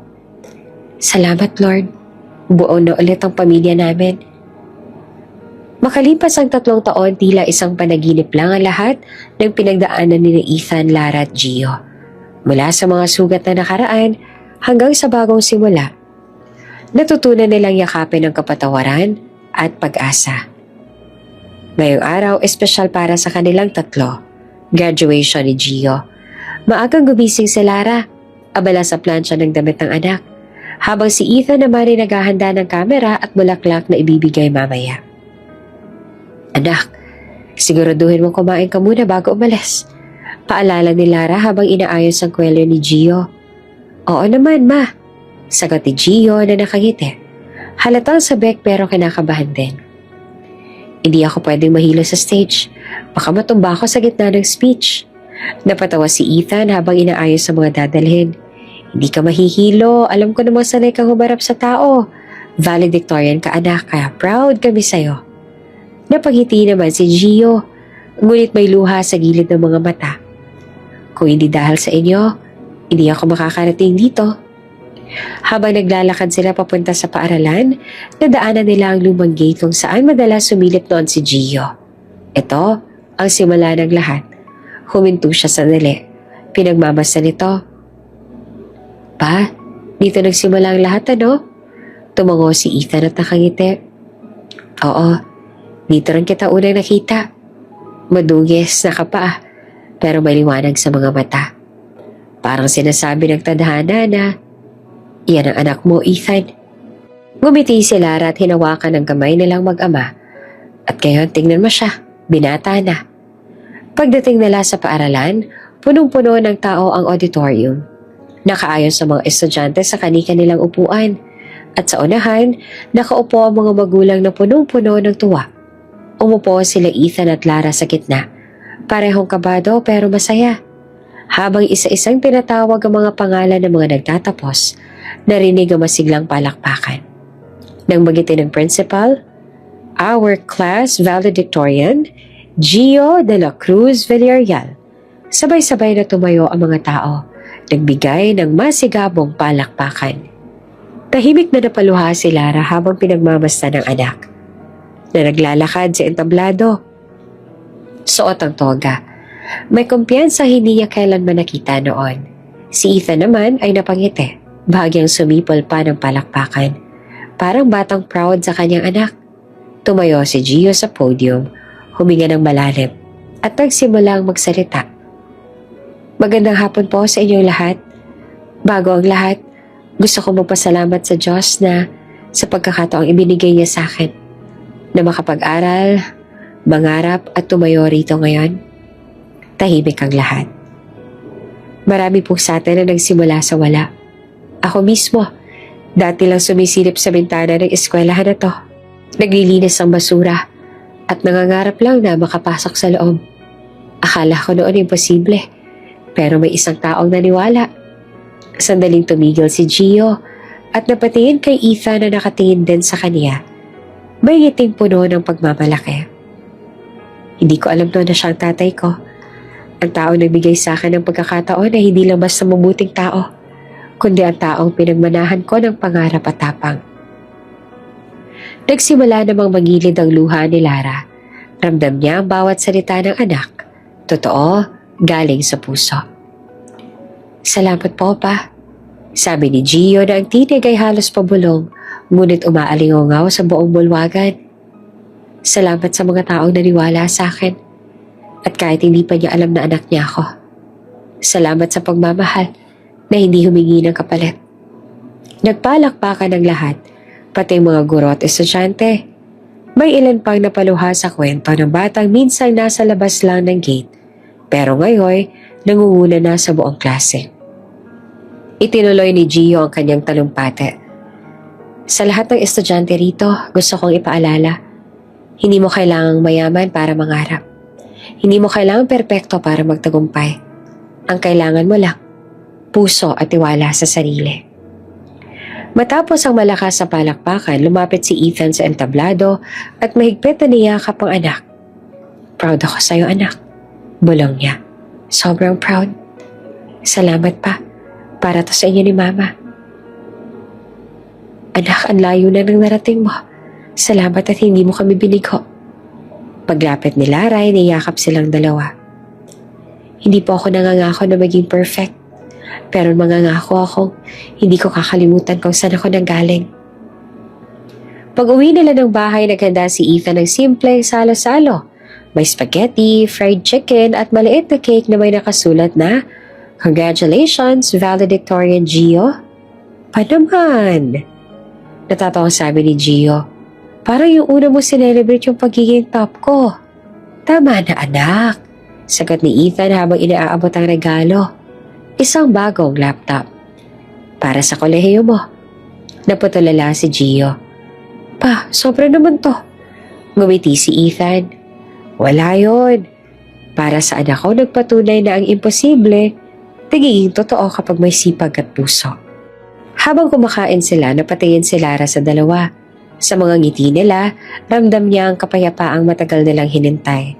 Walang galit, walang sakit, puro pagmamahal. Sa labas, tanawang bituin sa langit. Umihip ang malamig na hangin at sa bawat paghinga nila, dama ang bagong simula.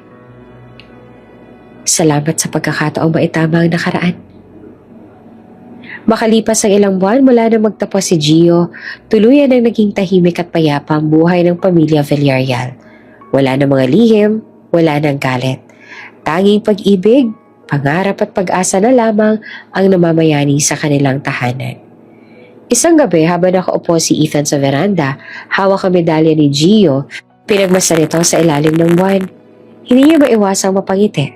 Sa likod ng medalya ay nakaukit ang salitang, "Para sa mga magulang na nagturo ng kabutihan." Dumating si Lara. "Oh, hindi ka pa rin natutulog?" Ngumiti naman si Ethan. "Hindi pa, iniisip ko lang kung anong susunod na hakbang." "Ang dami natin na pagdaanan, Lara. Gusto kong gumawa ng paraan para masuklian lahat ng biyayang to." "Anong ibig mo sabihin?" "Gusto kong magtayo ng paaralan. Hindi para sa pangalan ng pamilya natin, kundi para sa mga batang katulad ni Gio. Yung mga minsan lang nangarap na makapasok sa eskwelahan pero walang kakayahang magbayad." "Ethan, napakaganda niyan. Sigurado ako matutuwa si Gio. Hindi lang sa kanya. Para ito sa mga lahat ng batang walang tinig noon. Para marinig na rin sila ngayon."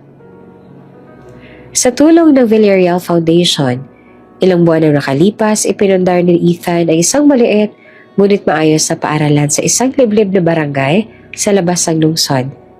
Ipinangalanan nila ito sa ina ni Lara, Lara de la Cruz Learning Center, bilang pagpupugay sa babaeng minsang nangarap para sa anak na hindi niya nakitang magtagumpay.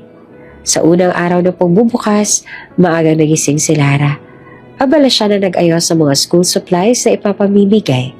Habang si Ethan naman ay naghanda ng mga bagong upuan at mesa sa loob ng silid-aralan. "Ang ganda, Ethan." Gusto ko kasing maramdaman ng mga bata na maliwanag pa rin ang bukas. Kahit na mahirap, may liwanag pa rin.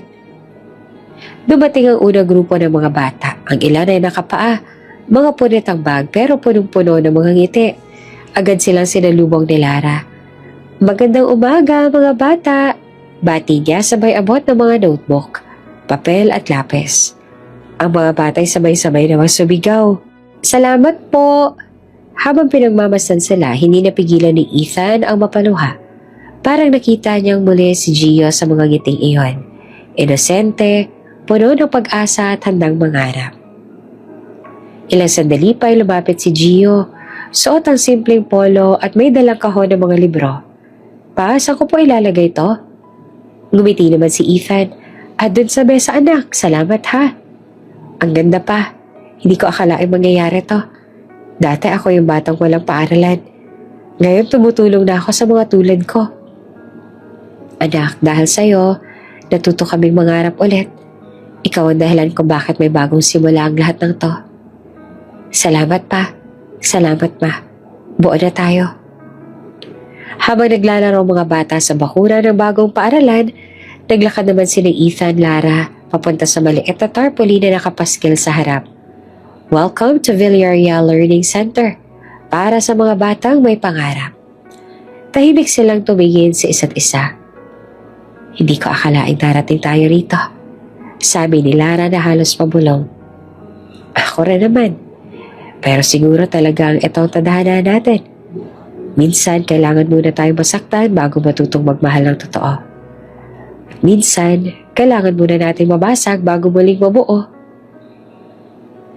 Salamat ha, Lara, dahil hindi ka sumuko sa akin, sa atin.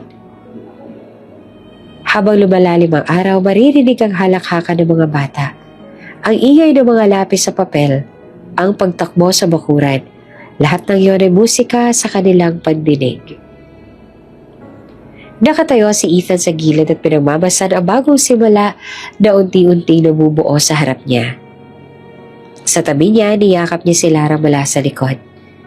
Ethan, mahina niyang sabi.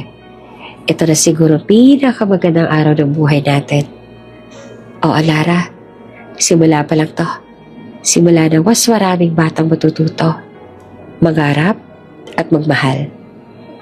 At sa ilalim ng araw ng umagang iyon, habang naglalaro si Gio kasama ang mga batang dati nangangarap lang makapag-aral, naramdaman ni Ethan na sa wakas, natagpuan na nila ang tunay na tahanan. Hindi sa mansyon, hindi sa kayamanan, kundi sa puso ng bawat batang natututong mangarap muli. Ang Villarreal Learning Center, simbolo ng pagbabago, kapatawaran at bagong simula. Bago ka pa lang sa channel neto, ibang kwento ni Ate Jane, istorya mo, ikwento ko. Huwag kalimutang pindutin ang notification bell at subscribe button.